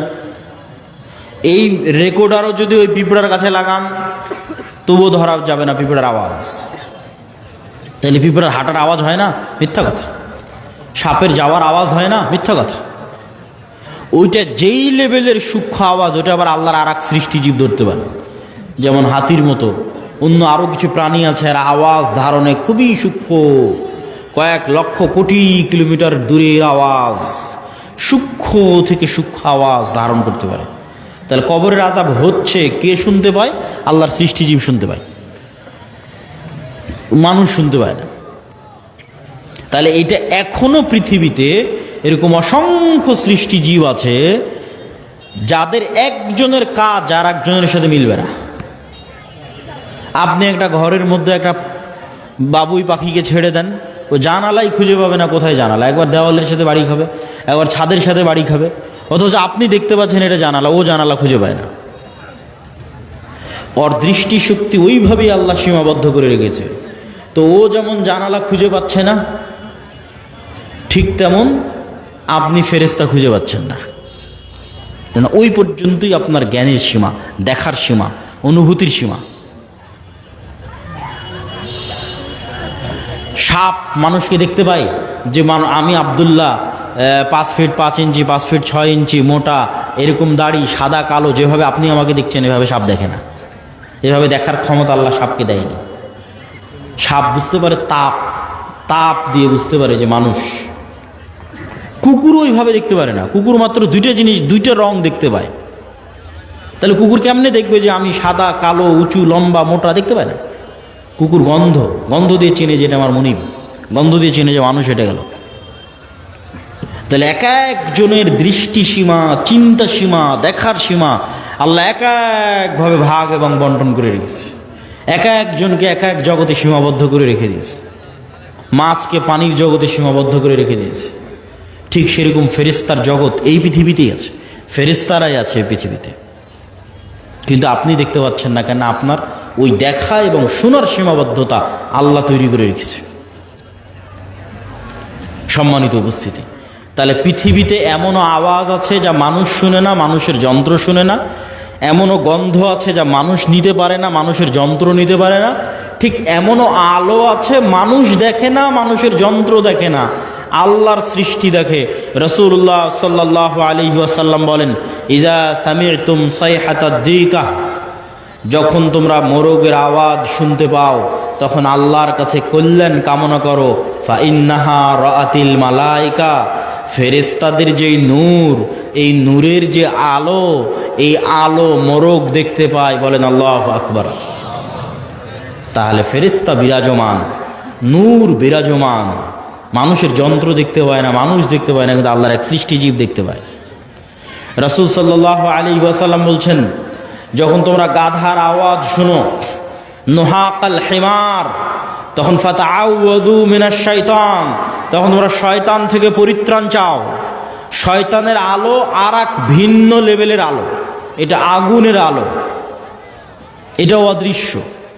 মাইক্রোওয়েভ ওভেনের যে হিটিং, এইটা যেমন অদৃশ্য, ঠিক তেমন জিনের আলো, শয়তানের আলো অদৃশ্য, কিন্তু ওই আলো কুকুর দেখতে পায়, গাধা দেখতে পায়, মানুষ দেখতে পায় না।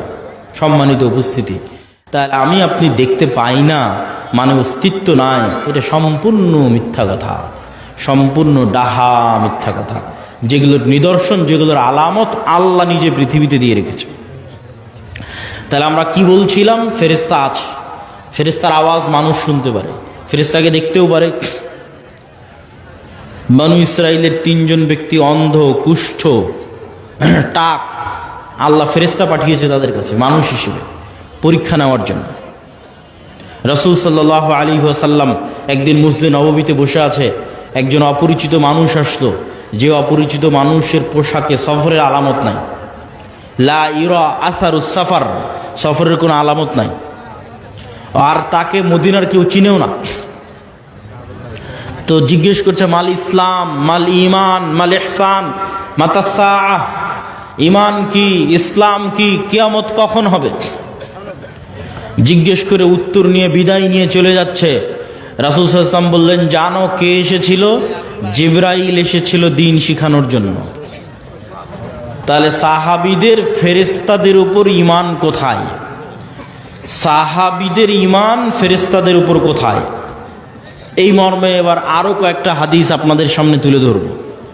জাবের রাদিয়াল্লাহু তাআলা আনহু বলছেন, সাদ বিন মুআজ আনসারী সাহাবী, আউস খাজরাজ গোত্রের প্রধান, খন্দকের যুদ্ধে আহত অবস্থায় শহীদ হয়েছে।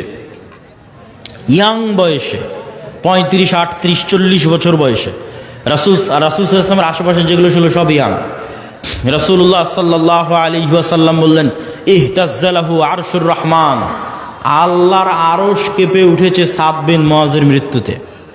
ওয়া ফুতিহাত লাহু আবওয়াবুস সামা, আসমানের সব দরজা আজকে সাদ বিন মুআজের মৃত্যুতে খুলে দেওয়া হয়েছে। ওয়া শাহিদাহু ৭০ আলফাম মিনাল মালাইকা, ৭০,০০০ ফেরেশতা আমাদের সাথে আজকের জানাজায় অংশগ্রহণ করেছে সাদ বিন মুআজের জানাজায়। বলেন আল্লাহু আকবার। তো আসমানের দরজা থাকতে পারে, এটা কঠিন তো কিছু নয়। আমরা তো আসমান থেকেই পৃথিবীতে এসেছি, জান্নাত থেকেই পৃথিবীতে এসেছি। আদি পিতা আদম আলাইহিস সালাতু ওয়াস সালাম তো আসমানেই ছিলেন, জান্নাতেই ছিলেন, এটা অস্বাভাবিক কিছু না। তো জান্নাত থেকে নামতে হলে তো কোনো না কোনো দরজা দিয়েই নেমেছে। সেই দরজা দিয়ে ঈসা আলাইহিস সালাতু ওয়াস সালাম উপরে উঠে গেছে, সেই দরজা দিয়ে মুহাম্মদ সাল্লাল্লাহু আলাইহি ওয়াসাল্লাম উপরে উঠে গেছে। ছিলামই তো আমরা জান্নাতে, আসমানে। সুতরাং এই যোগাযোগ কঠিন, অস্বাভাবিক কিছু নয়। আর ফেরেশতা নেমে ৭০,০০০ ফেরেশতা নেমে অংশগ্রহণ করলে ওটা অস্বাভাবিক। আল্লাহ কোরআনে আয়াতই শুরু করেছে সূরা বাকারাতে যে মানুষ সৃষ্টি শুরুই হচ্ছে ফেরেশতাদের সাথে কথোপকথন দিয়ে। আদম আলাইহিস সালাতু ওয়াস সালাম চোখ খুলেই দেখতেছে ফেরেশতাদের, তাহলে এটা অস্বাভাবিক না। ঈমান বিল গায়ব না থাকার কারণে মনে হচ্ছে অস্বাভাবিক, ঈমান বিল গায়বে ইয়াকিন না থাকার কারণে মনে হচ্ছে অস্বাভাবিক।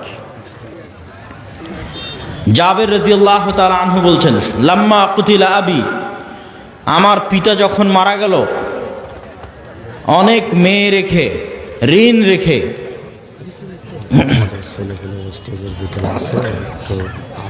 বলছি ঋণ রেখে, তখন জাবের রাদিয়াল্লাহু তাআলা আনহু কাঁদতেছে। আল্লাহর নবী বলতেছে, তুমি কেন কাঁদছো? মা জালাতিল মালাইকাতু তুজিল্লু বিআজনিহাতিহা, আরে তুমি কাঁদছো কেন? তোমার বাপের লাশকে ফেরেশতারা এখনো ছায়া দিয়ে রেখেছে, এখনো ফেরেশতারা তোমার বাপের লাশকে ছায়া দিয়ে রেখেছে, তুমি কেন কাঁদছো? আয়েশা রাদিয়াল্লাহু তাআলা আনহা বলছেন, সাদ বিন মুআজের জানাজা উঠানো যায় না, এত ভারী। যুবক মানুষ, ওই যুগে তার এত বিরিয়ানি, এত পোলাও, এত বার্গার, পিৎজা ছিল না যে খেয়ে মোটা হয়ে যাবে, ওজন ভারী হবে। হালকা পাতলা, মুজাহিদ মানেই হালকা পাতলা। অথচ লাশ উঠানো যায় না, এত ভারী। তো মানুষজন কথোপকথন শুরু করলো, কেন উঠানো যায় না? আল্লাহ নবী বললেন, সাদ বিন মুআজের জানাজার সাথে, সাদ বিন মুআজের এই লাশের সাথে এত বেশি পরিমাণে ফেরেশতা লেগে আছে যে এই লাশ ভারী হয়ে গেছে, উঠানো যাচ্ছে না, এত বেশি পরিমাণে ফেরেশতা লেগে আছে। খন্দকের যুদ্ধের ঘটনা, রাসূল সাল্লাল্লাহু আলাইহি ওয়াসাল্লাম খন্দকের যুদ্ধ থেকে ফিরে অস্ত্র রেখে দিয়েছেন, গোসল করতে চলে গেছেন। জিব্রাইল উপস্থিত হয়ে রাসূল সাল্লাল্লাহু আলাইহি ওয়াসাল্লামকে বলতেছে, আপনি অস্ত্র রেখেছেন? মা ওয়াজাআনা সিলাহ, ফেরেশতারা এখনো অস্ত্র রাখেনি। ফেরেশতারা কেন অস্ত্র রাখেনি? বানু কুরাইজা, বানু কায়নুকা, বানু নজির, তিনটে ইহুদি গোত্র গাদ্দারি করেছে, এদের শাস্তি দিতে হবে। আল্লাহর নবী সাহাবীদের বললেন, ফেরেশতারা অস্ত্র রাখেনি। জিবরাইল এসে বলতেছে, চলো, যুদ্ধ এখনো শেষ হয়নি, যুদ্ধ করতে হবে। সব সাহাবী মিলে অস্ত্র উঠিয়ে আবার যুদ্ধের জন্য এগিয়ে গেলেন। এই পর্যন্ত আয়েশা রাদিয়াল্লাহু তাআলা আনহার বর্ণনা। এবার আনাস রাদিয়াল্লাহু তাআলা বলছেন, কান্নি আনজুরু ইলাল গুবারি সাতিআন ফি যুকাকি বানি গানাম, বলছেন সাহাবীরা সহ আল্লাহর নবী সহ যখন আমরা বের হচ্ছি ইহুদি গোত্রগুলোর দিকে এগিয়ে যাওয়ার জন্য, তখন আমাদের সামনে দেখছি ধুলায় অন্ধকার। ঠিক যেমন 500-1000 মোটরসাইকেলের শোডাউন দিলে গ্রামের রাস্তায় ধুলা উঠতে থাকে, পিছনের গাড়িতে করে যদি আপনি থাকেন দেখবেন যে ধুলায় অন্ধকার হয়ে গেছে রাস্তা। তাহলে আমরা যাচ্ছি তো সামনে ধুলায় অন্ধকার, কিসের ধুলা? আনাস রাদিয়াল্লাহু তাআলা বলছেন, আমাদের আগে আগে জিবরাইলের ঘোড়সওয়ার বাহিনী যাচ্ছে। আল্লাহু আকবার। জিবরাইলের ঘোড়সওয়ার বাহিনীর পায়ের আঘাতে ধুলা তৈরি হয়েছে।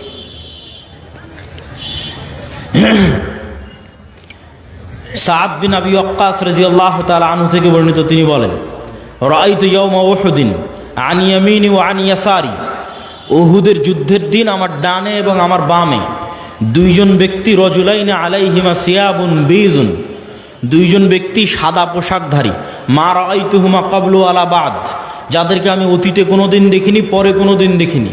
এই দুইজন সাদা পোশাকধারী ব্যক্তি আসাদ্দাল কিতাল, বীর বিক্রমে যুদ্ধ করতেছে, সীমাহীন ভয়ঙ্কর যুদ্ধ করতেছে। রাসূল সাল্লাল্লাহু আলাইহি ওয়াসাল্লামকে এসে যখন শোনালাম, আল্লাহর নবী বললেন, এরা দুইজন হচ্ছে জিবরাইল আর মিকাইল। আল্লাহু আকবার। জিবরাইল মিকাইল যুদ্ধে অংশগ্রহণ করেছে রাসূল সাল্লাল্লাহু আলাইহি ওয়াসাল্লামের পক্ষে। বর্ণনা দিচ্ছেন সাদ বিন আবি ওয়াক্কাস। একজন সাহাবী এক যুদ্ধে এক মুশরিকের পিছনে ধাওয়া করতেছে, তো আকাশ থেকে আওয়াজ আসতেছে, আকদিম ইয়া হাইজুম, হে হাইজুম তুমি এগিয়ে চলো। আওয়াজ আসা মাত্রই এই সাহাবী ওই মুশরিকের উপর আক্রমণ করার আগেই মুশরিক উল্টে পড়ে আছে এবং ক্ষত স্থান থেকে রক্ত বের হচ্ছে, আহত স্থান থেকে রক্ত বের হচ্ছে। সাহাবী রাসূল সাল্লাল্লাহু আলাইহি ওয়াসাল্লামকে এসে ঘটনা শোনালে আল্লাহর নবী বললেন, জালিকা মিন মাদাদিস সামাইস সালিসা, এটা ছিল তৃতীয় আসমান থেকে আসা ফেরেশতার আক্রমণ। উহুদের যুদ্ধের দিন হানজালা রাদিয়াল্লাহু তাআলা আনহু শহীদ হয়েছে। তার স্ত্রীর মারফতে জানা যাচ্ছে যে তিনি ফরজ গোসল অবস্থায় বাসর ঘর থেকে বের হয়ে গেছেন জিহাদের ডাক শুনে। সাহাবীরা আল্লাহর নবীকে বললেন, হানজালাকে গোসল দিতে হবে। রাসূল সাল্লাল্লাহু আলাইহি ওয়াসাল্লাম বলেন, ইন্না সাহিবাকুম তুগাসসিলুহুল মালায়েকা, তোমরা আর হানজালাকে কি গোসল দিবা? ফেরেশতারা ইতিমধ্যে গোসল দিয়ে ফেলেছে। তাহলে এবার আপনি শুধু চিন্তা করবেন সাহাবীদের ঈমান ফেরেশতার অস্তিত্বের উপর, আর আমার আর আপনার ঈমান ফেরেশতার অস্তিত্বের উপর। ঈমান বিল গায়বে ইয়াকিন, যেটা আমাদের বক্তব্যের মূল বিষয়বস্তু, যার এক পয়েন্টে আমরা আছি ঈমান বিল মালায়েকা, ফেরেশতার উপর ইয়াকিন, ফেরেশতার অস্তিত্বের উপর ইয়াকিন। তো এগুলো কি শুধু হাদিসে এসেছে? না। আচ্ছা, এগুলো কি শুধু হাদিসে এসেছে? না, স্বয়ং আল্লাহ সুবহানাহু ওয়া তাআলা কোরআন মাজিদে বলতেছে। আল্লাহ সুবহানাহু ওয়া তাআলা কোরআন মাজিদে মুসলমানদের বিভিন্ন যুদ্ধে ফেরেশতা অবতীর্ণ করার কথা 5-6 আয়াতে বলেছে। ইস্তাস্তাগীফুনা রাব্বাকুম ফাস্তাজাবা লাকুম আন্নী মুমিদ্দুকুম বিআলফিম মিনাল মালাইকাতি মুরদিফিন, তোমরা আল্লাহর কাছে বিপদে পড়ে সাহায্য চেয়েছিলে, আমি আল্লাহ আসমান থেকে তোমাদের পক্ষে 1000 ফেরেশতা অবতীর্ণ করেছি। আর এক আয়াতে আল্লাহ সুবহানাহু ওয়া তাআলা বলছেন, ইস্তাকুলু লিল মুমিনিনা আলাই ইয়াকফিয়াকুম আন ইউমিদ্দাকুম রাব্বুকুম বিসালাসাতি আলাফিন মিনাল মালায়েকা। তোমাদের জন্য কি যথেষ্ট নয় যে আল্লাহ আসমান থেকে 3000 ফেরেশতা অবতীর্ণ করেছে? যদি প্রয়োজন হয় আল্লাহ 5000 ফেরেশতা আসমান থেকে অবতীর্ণ করবেন। সম্মানিত উপস্থিতি, তাহলে ফেরেশতারা আল্লাহর নবীর পক্ষ হয়ে যুদ্ধে অংশগ্রহণ করেছে, আর সেই ফেরেশতাদের সাহাবীরা দেখেছে, সেই ফেরেশতাদের অস্তিত্বের প্রভাব সাহাবীরা দেখেছে। আবু সাঈদ খুদরি রাদিয়াল্লাহু তাআলা আনহু থেকে বর্ণিত, তিনি বলেন, উসাইদ বিন হুযায়র নামে এক সাহাবী তার কৃষি কাজের জায়গায় রাতের বেলা কোরআন তেলাওয়াত শুরু করেছে। কোরআন নূর, কোরআন তেলাওয়াত শুরু করেছে। তো তার ঘোড়া লাফালাফি করতেছে কোরআন তেলাওয়াত শুনে। উনি কোরআন তেলাওয়াত থামিয়ে দিয়েছেন, আবার শুরু করলেন, আবার ঘোড়া লাফালাফি করলো। 3 বার এরকম হওয়ার পর আর কোরআন তেলাওয়াতই করলেন না। আল্লাহর নবীকে এসে ঘটনা শোনালে আল্লাহর নবী বললেন, তিলকাল মালাইকাতু দানাত লিসাউতিক। উসাইদ, তোমার কোরআন তেলাওয়াতের আওয়াজে আল্লাহর ফেরেশতারা সব ওখানে নিকটবর্তী হয়ে গেছিল, যেই ফেরেশতাদের দেখে ঘোড়া লাফালাফি করতেছে। তুমি যদি সকাল পর্যন্ত তেলাওয়াত অব্যাহত রাখতে, মানুষেরও ফেরেশতাকে দেখে নিত। মানুষের ফেরেশতাকে দেখা অস্বাভাবিক কিছু নয়, যেটা আমরা শুরুতেই 2টা দলিল দিয়ে নিয়েছি যে মানুষ ফেরেশতাকে দেখতে পারে। সম্মানিত উপস্থিতি, তাহলে ফেরেশতারা অস্তিত্বশীল, ফেরেশতারা বিরাজমান, এবং কিয়ামতের পূর্ব মুহূর্তেও মানুষ ফেরেশতা দেখবে। মানুষের যদি ঈমান বিল গায়ব নাও থাকে তবুও দেখবে। ঈসা আলাইহিস সালাতু ওয়াস সালাম যখন নেমে আসবে তখন 2 ফেরেশতার কাঁধে নেমে আসবে।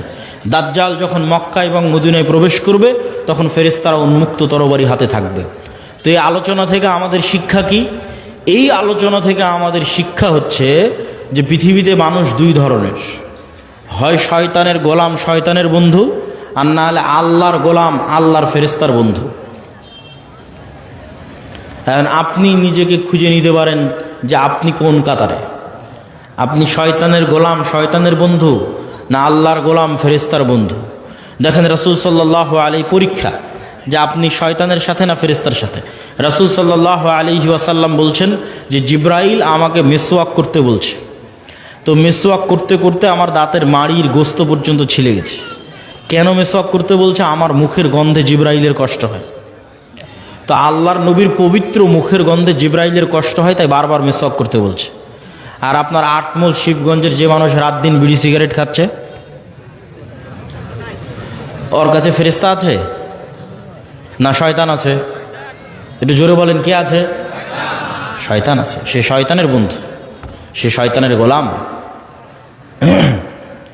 মনে করেন আটমূলের একটা বাড়ি, যে বাড়িতে ঢুকতে সালাম দেওয়া হয়, খাওয়ার শুরুতে বিসমিল্লাহ বলা হয়, টয়লেট বাথরুমে গেলে সেই টয়লেট বাথরুমের দোয়া পড়া হয়, 5 ওয়াক্ত সালাতে উজু করা হয়, সালাত আদায় করা হয়, বাড়িতে কোরআন তেলাওয়াত করা হয়। তাহলে ওই বাড়িতে কারা আছে? ফেরেশতারা আছে। নূরে পরিপূর্ণ বাড়ি। ঠিক যেমন আজ থেকে 100 বছর আগের মানুষ জানতো না যে আমার কথা এইভাবে আমেরিকায় গিয়ে বাজতে পারে, ওই রকম নূর আপনি জানেন না, কিন্তু আপনার বাড়ি নূরে পরিপূর্ণ। ঠিক এই আলো যেমন দেখা যাচ্ছে, এরকম অদৃশ্য একটা আলো, যে আলোতে ওই বাড়ি পরিপূর্ণ হয়ে আছে, সেটা হচ্ছে নূর। আর একটা বাড়ি যেখানে কেউ সালাম দিয়ে ঢোকে না, যেখানে কেউ আল্লাহর নাম নিয়ে খায় না, যেখানে কেউ পেশাব থেকে সচেতন সতর্ক থাকে না, পবিত্র হয় না। ফেরেশতারা প্রচণ্ড পবিত্র, মুতাহহারুন, এদের অপবিত্র হওয়ার কোনো সুযোগ নাই। এই জন্য এরা পবিত্র মানুষকে ভালোবাসে, আর শয়তান নিকৃষ্ট, এই জন্য অপবিত্র মানুষকে ভালোবাসে। তো পেশাব থেকে যত্ন নেয় না, ফরজ গোসল করে না, নামাজ পড়ে না, বাড়িতে মাসকে মাস, বছরকে বছর কোনোদিন কোরআন তেলাওয়াত হয়নি, ওই বাড়িতে নূর আছে? ওই বাড়িতে নূর নাই, ওই বাড়িতে ফেরেশতা নাই। বাড়িতে ছবি টাঙ্গানো আছে, বাড়িতে কুকুর থাকে, লা তাদখুলুল মালায়েকাতু ফি বাইতিন ফিহি সূরুন আও কালবুন, ওই বাড়িতে রহমতের ফেরেশতা প্রবেশ করে না যে বাড়িতে ছবি আছে, যে বাড়িতে মূর্তি আছে। তাহলে একটা বাড়ি যে বাড়িতে লাইট জ্বলছে না, কারেন্ট জ্বলতেছে না, অন্ধকার, ওই বাড়িটা কবরের মতো অন্ধকার। কেন? ওই বাড়িতে নূর নাই। একটা অদৃশ্য আলো যেটা জ্বলতো, সে অদৃশ্য আলো ওই বাড়িতে নাই। ওই বাড়ি কবরের মতো অন্ধকার, নূরবিহীন বাড়ি, ফেরেশতার অস্তিত্ববিহীন বাড়ি, শয়তানে পরিপূর্ণ বাড়ি, কালোয় অন্ধকারে অন্ধকারাচ্ছন্ন বাড়ি। আমি আপনাকে কোনো ফাজাইল আমলও শোনাচ্ছি না, আমি আপনাকে কোনো হুকুম আহকাম ফতোয়াও শোনাচ্ছি না, আমি আপনাকে এই পৃথিবীর রিয়ালিটি বলতেছি যে পৃথিবীতে আসলে চলতেছে কি। আপনি যে পৃথিবীর খেলার মাঠে নেমেছেন, এই খেলার মাঠের বাস্তবতাটা কি এটা আপনাকে ধরিয়ে দিচ্ছি। যেমন ক্রিকেট খেলতে নামলে, ফুটবল খেলতে নামলে, গ্রামের আর কোনো খেলা খেলতে নামলে ওর নিয়ম থাকে যে এই দাগ পার হলে আউট, আর এই দাগ পার হলে নট, আর এই হলে ছক্কা, এই হলে উমুক তুমুক। তো এই পৃথিবীতে খেলার নিয়মটা কি, সেটাই হচ্ছে গায়েবের কার্যকরণের সূত্র। দুনিয়ার কার্যকরণের সূত্রই সব কিছু নয়, গায়েবের কার্যকরণের সূত্র আসল। দুনিয়ার কার্যকরণের সূত্রে ইমিডিয়েট ফল হতে পারে, স্থায়ী নয়। গায়েবের কার্যকরণের সূত্রের সাথে যার সূত্র মিলে যাবে ওর ফল স্থায়ী, ওর ফল দীর্ঘমেয়াদী। তো ওই গায়েবের কার্যকরণের সূত্র আপনাকে জানা থাকতে হবে, কি করলে কি হয়, গায়েবে কি করলে কি হয়, গায়েবের কার্যকরণের সূত্র অনুযায়ী কি করলে কি হয়, এটা হলো খেলার নিয়ম। আপনি দুনিয়ার কার্যকরণের সূত্র অনুযায়ী কিছু করে ইমিডিয়েট রেজাল্ট পেয়ে যেতে পারেন, যেটা যদি গায়েবের কার্যকরণের সূত্রের সাথে না মিলে ওইটা দীর্ঘমেয়াদী দীর্ঘস্থায়ী হবে না। যেমন দুর্নীতি করে ধোঁকা দিয়ে আপনি ইমিডিয়েট কিছু রেজাল্ট পেয়ে যেতে পারেন, কিন্তু এটা গায়েবের কার্যকরণের সূত্র যেটা নির্ধারণ করা আছে রিজিক বাড়ার, ওইটার সাথে মিলে না। তো গায়েবের কার্যকরণের সূত্রের সাথে যদি না মিলে রিজিক বাড়ার, তাহলে তাৎক্ষণিক দুর্নীতি করে ধোঁকা দিয়ে আপনি কোটি টাকার মালিক হয়ে যেতে পারেন, কিন্তু এই টাকা স্থায়ী হবে না, দীর্ঘমেয়াদী হবে না, কেন এটা গায়েবের সাথেই মিলেনি। গায়েবের কার্যকরণের সূত্র আসল, ওটা জানতে হবে। ওইটা ওহির মাধ্যমে জানা যায়, ওইটা কোরআনে জানা যায়। কোরআনে বলা আছে কি করলে কি হয়, কি করলে কি পাওয়া যাবে। সম্মানিত উপস্থিতি, ঈমান বিল গায়েবের এই বক্তব্য দেওয়ার কারণ কি? ঈমান বিল গায়েবের এই বক্তব্য দেওয়ার এক নম্বর কারণ হচ্ছে আজকের মুসলমানদের অধপতনের মূল কারণই হচ্ছে ঈমান বিল গায়েব নাই। আল্লাহর অস্তিত্ব, ফেরেশতার অস্তিত্বের উপর ঈমান নাই, পরকালের উপর ঈমান নাই। এই জন্যই তো মন্দির পাহারা দিয়ে শিরক করে ভোট নিয়ে ক্ষমতায় যেতে হবে। কেননা আল্লাহর অস্তিত্ব, আল্লাহর ক্ষমতা, গায়েবের মদদ, গায়েবী মদদের উপর ঈমান নাই। আর গায়েবী মদদ ছাড়া মুসলমানদের বিজয় অতীতে কোনো দিন হয়নি, ভবিষ্যতে কোনো দিন হবে না। অতীতে যদি একবারও হতো তাও না হয় বলতাম যে হ্যাঁ একবার হয়েছে। অতীতে প্রত্যেক বিজয় গায়েবী মদদে, প্রত্যেক বিজয়, প্রত্যেক নবী রাসূল, প্রত্যেক বিজয়ী নেতা যখন বিজয় অর্জন করেছে তখন সে দুর্বল, দুনিয়ার দৃষ্টিতে দুর্বল, কিন্তু বিজয় অর্জন হয়েছে। সুলতান সালাহুদ্দিন আইয়ুবী যখন হিত্তিনে বিজয় অর্জন করে তখন সালাহুদ্দিন আইয়ুবী ইউরোপীয় ক্রুসেডারদের তুলনায় দুর্বল। সুলতান মোহাম্মদ আল ফাতেহ যখন ইস্তাম্বুল বিজয় করে তখন সুলতান মোহাম্মদ আল ফাতেহ বাইজেন্টাইন সাম্রাজ্যদের তুলনায় দুর্বল। যখন সুলতান জহিরুদ্দিন আল বেরবাস হালাকুখা চেঙ্গিস খাঁকে পরাজিত করে তখন পুরো দুনিয়াতে হালাকুখা চেঙ্গিস খাঁকে পরাজিত করতে পারবে এরকম কোনো শক্তি, এরকম কোনো সাহস পৃথিবীতে ছিল না। তাহলে কত দুর্বল জহিরুদ্দিন আল বেরবাস। মুহাম্মদ সাল্লাল্লাহু আলাইহি ওয়াসাল্লাম যখন বদর, উহুদ, খন্দকে যুদ্ধ করে তখন মুহাম্মদ সাল্লাল্লাহু আলাইহি ওয়াসাল্লাম মক্কার কাফের মুশরিকদের তুলনায় অনেক অনেক দুর্বল। আমর ইবনুল আস, খালিদ ইবনুল ওয়ালিদ এরা যখন জেরুজালেম বিজয় করে, ওমর ইবনুল খাত্তাব এবং সাহাবীরা যখন মিশর, শাম, রোমান, পারস্য বিজয় করে তখন রোমান পারস্যদের তুলনায় তারা দুর্বল। ইউশা বিন নুন যখন জেরুজালেম বিজয় করে তখন ইউশা বিন নুন, জেরুজালেমের আমালেকা গোত্র কি ভয়ঙ্কর, কোরআনে আল্লাহ সুবহানাহু ওয়া তাআলা সেই ঘটনা তুলে ধরেছে। আল্লাহ যখন মুসা আলাইহিস সালামকে বললেন যে যাও তোমার কওম নিয়ে যুদ্ধ করো, তখন মুসা আলাইহিস সালামের কওম কি বলল? ইযহাব আনতা ওয়া রাব্বুকা ফাকাতিলা। কেন আমালেকা গোত্র বিশাল দেহি, ভয়ঙ্কর শক্তিশালী, কেউ সাহস করেনি এদের সাথে যুদ্ধ করে বিজয় অর্জন সম্ভব। মুসা তুমি আর তোমার আল্লাহ গিয়ে যুদ্ধ করো। কিন্তু দুইজন ব্যক্তি যাদের ঈমান বিল গায়বে ইয়াকিন ছিল তারা বলল যে আমরা যুদ্ধ করব, তাতে জয় হোক আর পরাজয় হোক। এদের ঈমান বিল গায়বে ইয়াকিন ছিল। এই দুইজনের একজন ইউশা বিন নুন।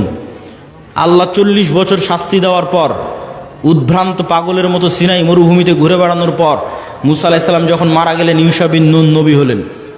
তখন ইউশা বিন নুন এবার বানু ইসরাইলকে নিয়ে তওবা করে জেরুজালেম বিজয় করতে যাচ্ছে ওই আমালেকা গোত্রের বিরুদ্ধে, যাদের কাছে এরা একদম দুর্বল।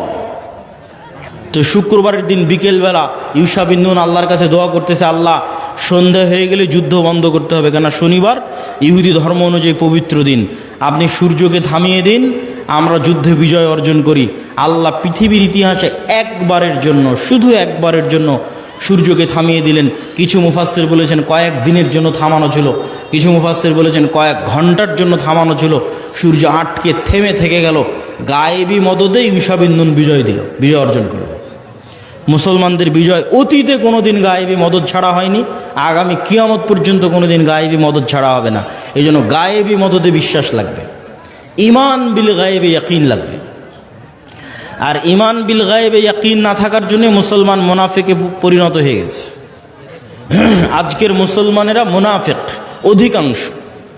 লাম্মা ইয়াদখুলুল ঈমানু ফি কুলুবিহিম, তাদের কালবে ঈমান প্রবেশ করেনি।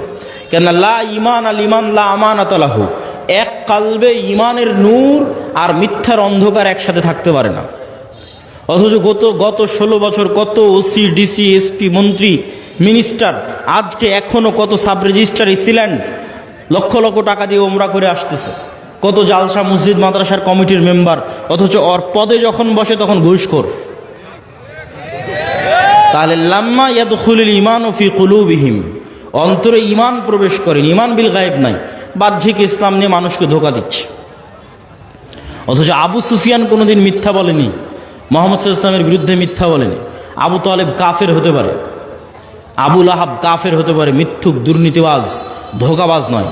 এই জন্য আবু তালেব নিজে ইসলাম গ্রহণ না করলেও আবু তালেবের ছেলে আলী যখন ইসলাম গ্রহণ করেছে তখন মহানেতা। কেন নেতাই তৈরি হয় সত্যবাদিতা, আমানতদারিতা, ন্যায়পরায়ণতার ওপর। আর মুসলমানদের মধ্যে নেতা তৈরি হওয়া বন্ধ হয়ে গেছে। কেন মুসলমানেরা সত্যবাদী, আমানতদার থাকতেই পারছে না, নেতা কিভাবে তৈরি হবে? আর এই নেতা যেন আর কোনোদিন তৈরি না হতে পারে, এই জন্য দুটো পদ্ধতি মুসলমানদের উপর চাপিয়ে দেওয়া আছে। একটা হচ্ছে গণতন্ত্রের কালচার, আর একটা হচ্ছে সুদী অর্থনীতি। গণতন্ত্র এমন এক কালচার যেখানে এক দল আর এক দলের বিরুদ্ধে মিথ্যা তো বলবেই। এই শিবগঞ্জ আসনে এরকম যত আসন আছে, একই আসনের 6-7 জন 10 জন মনোনয়ন প্রার্থী একজন আরেকজনের বিরুদ্ধে মিথ্যা বলতেছে। তাহলে নেতৃত্বই তৈরি হবে না সত্যবাদিতা, আমানতদারিতা ছাড়া। আর এখানে গণতন্ত্রের নেতৃত্ব শুরুই হচ্ছে কি দিয়ে বলেন তো? মিথ্যা এবং দুর্নীতি দিয়ে। তাহলে যেই নেতার নেতৃত্বই শুরু হচ্ছে মিথ্যা এবং দুর্নীতি দিয়ে, ওই নেতা যখন ক্ষমতায় যাবে ওকে টাকা ছিটালে আমেরিকার, ইউরোপের আর ভারতের কিনে নেওয়া 1 সেকেন্ডের ব্যাপার।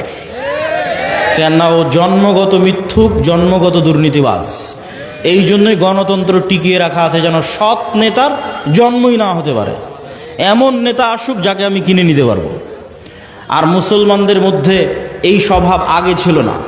এই স্বভাব হচ্ছে ইউরোপীয় উপনিবেশ থেকে তৈরি হয়েছে। 150-200 বছরের ব্রিটিশ শাসনের গোলামি করার কারণে তৈরি হয়েছে। এবং যেখানে ইউরোপীয় উপনিবেশ যত কঠিন, ওখানে মুসলমানদের মিথ্যা, দুর্নীতি, ধোঁকার প্রবণতা তত বেশি। যেখানে ইউরোপীয় উপনিবেশ যত কঠিন, ওখানে মুসলমানদের মিথ্যা, ধোঁকা, দুর্নীতির প্রবণতা তত বেশি। আপনি পরীক্ষা করে দেখতে পারেন। বিস্তারিত আজকে এই বক্তব্যে বলতেছি না, আমার অন্য বক্তব্যে বিস্তারিত বলা আছে। কিন্তু এইখান থেকে আপনাকে শিখতে হবে যে নেতৃত্বের বিকাশই হয়, তৈরি হয় সত্যবাদিতা, আমানতদারিতে, ন্যায়পরায়ণতার উপরে। ঈমান বিল গায়েব অন্তরে থাকলে, পরিপূর্ণরূপে ঢুকে গেলে ওইটা অটোমেটিক আসবে। এই জন্য আমাদের এমন একটা প্রজন্ম দরকার যেই প্রজন্ম ঈমান বিল গায়েবে ইয়াকিন রাখে। আমাদের এমন একটা প্রজন্ম দরকার যেই প্রজন্ম সত্যবাদিতা, আমানতদারিতা, ন্যায়পরায়ণতায় চুল পরিমাণ ছাড় দেয় না, বিক্রি হয় না। এরকম একটা প্রজন্ম দরকার যারা নিজ দিনের উপর কট্টর, যারা নিজ দিনের উপর কঠোর। আপনি ভারতের হিন্দু ধর্ম নিয়ে ট্রল করতে পারেন, মজাক করতে পারেন, ঠাট্টা করতে পারেন, কিন্তু তাদের ধর্ম যত ভ্রান্তই হোক, তারা তাদের দিনের উপর কঠোর থেকে একটা সেকুলার রাষ্ট্রকে হিন্দু রাষ্ট্র বানিয়ে দিয়েছে। আর আপনার নবীর দিন বিশুদ্ধ হওয়ার পরেও, 47-এ দিনের নামে রাষ্ট্র তৈরি করার পরেও, 71 এবং 24-এ হাজার হাজার মুসলমান রক্ত দেওয়ার পরেও এখনও আপনি মুখ খুলে বলতে পারেন না যে না, আমার দিনই ঠিক, আমার দিনই রাষ্ট্রে বাস্তবায়ন করতে হবে, সেকুলারিজম নয়। এটা মুখ খুলে বলতে পারেন না। কেন মুখ খুলে বলতে পারেন না? এটাই গোলামি। এটাই হচ্ছে গোলামি। এই গোলামির জিঞ্জির যতক্ষণ না ভাঙবে, ইবনে খালদুন বলেছেন রাষ্ট্র তৈরি হয় আসাবিয়া দিয়ে। যেই দিন মুসলমানেরা বলবে যে আমার দিনই ঠিক, আমার দিনই রাষ্ট্রের প্রতিষ্ঠিত হতে হবে, আল্লাহর নবীর সুন্নাতে ব্যক্তিগত পারিবারিক সামাজিক জীবনে কোথাও ছাড় দেবে না, সেই দিন স্বাধীন। এটাই স্বাধীনতা, এটাই গোলামির জিঞ্জির থেকে মুক্তি। আর আরেকটা কি বলেছিলাম, মিথ্যার কালচার তৈরি করা সুদ। আজকে যত মা বোন উপস্থিত আছে তাদের মধ্যে যতজন কিস্তিতে টাকা নিয়েছে, যতজন কিস্তিতে লোন নিয়েছে, তাদের মধ্যে শতকরা কতজন সত্য বলে? যতজন কিস্তিতে টাকা নিয়েছে তাদের মধ্যে শতকরা কতজন সত্য বলতে পারে? এবার আমি না, চলেন আল্লাহর নবী কি বলছে যে কয়জন সত্য বলতে পারে। আল্লাহর নবী বলছেন আল্লাহুম্মা আউযুকা মিনাল মা'সামি ওয়াল মাগরাম, আল্লাহ ঋণ থেকে বাঁচতে চাই, পাপ থেকে বাঁচতে চাই। আর এক হাদিসে রাসূল সাল্লাল্লাহু আলাইহি ওয়াসাল্লাম আর এক দোয়ায় বলছে যে আল্লাহুম্মা আউযুকা মিন যাল'ইদ দাইনি ওয়া গালাবাতির রিজাল, আল্লাহ ঋণের বোঝা থেকে বাঁচতে চাই। সাহাবীরা জিজ্ঞেস করলেন এত কেন লোন থেকে বাঁচতে চান? আল্লাহর নবী বললেন মানুষ যখন লোন নেওয়া শুরু করে তখন মিথ্যা বলা শুরু করে। যেই দিন থেকে লোন নেওয়া শুরু, ওই দিন থেকে মিথ্যা বলা শুরু। আর মিথ্যা বললে নেতা তৈরি হবে না, গোলাম তৈরি হবে। তাহলে যে মা বোন কিস্তিতে লোন নিয়েছে এবং মিথ্যা বলতেছে প্রতিনিয়ত, ছেলেকে দিয়ে মিথ্যা বলাচ্ছে, এই সমস্ত পরিবার থেকে নেতা তৈরি হবে না, গোলাম তৈরি হবে। এই জন্য আমাদের কোথাও প্রকৃত নেতা নাই, সব জায়গায় গোলাম বসে আছে। কেননা মিথ্যুক মানেই গোলাম, দুর্নীতিবাজ মানেই গোলাম। এ আর একজনের কাছে টাকার কাছে বিক্রি হয়ে যাবে, গোলাম। সম্মানিত উপস্থিতি, বক্তব্যের শেষে গুরুত্বপূর্ণ কয়েকটা কথা। এই আটমূল সালাফিয়া মাদ্রাসা আল জামিয়া সালাফিয়ার সাথে অধিভুক্ত একটি শিক্ষা প্রতিষ্ঠান। এই প্রতিষ্ঠানকে সহযোগিতা করা, এই প্রতিষ্ঠানের পাশে দাঁড়ানো আপনাদের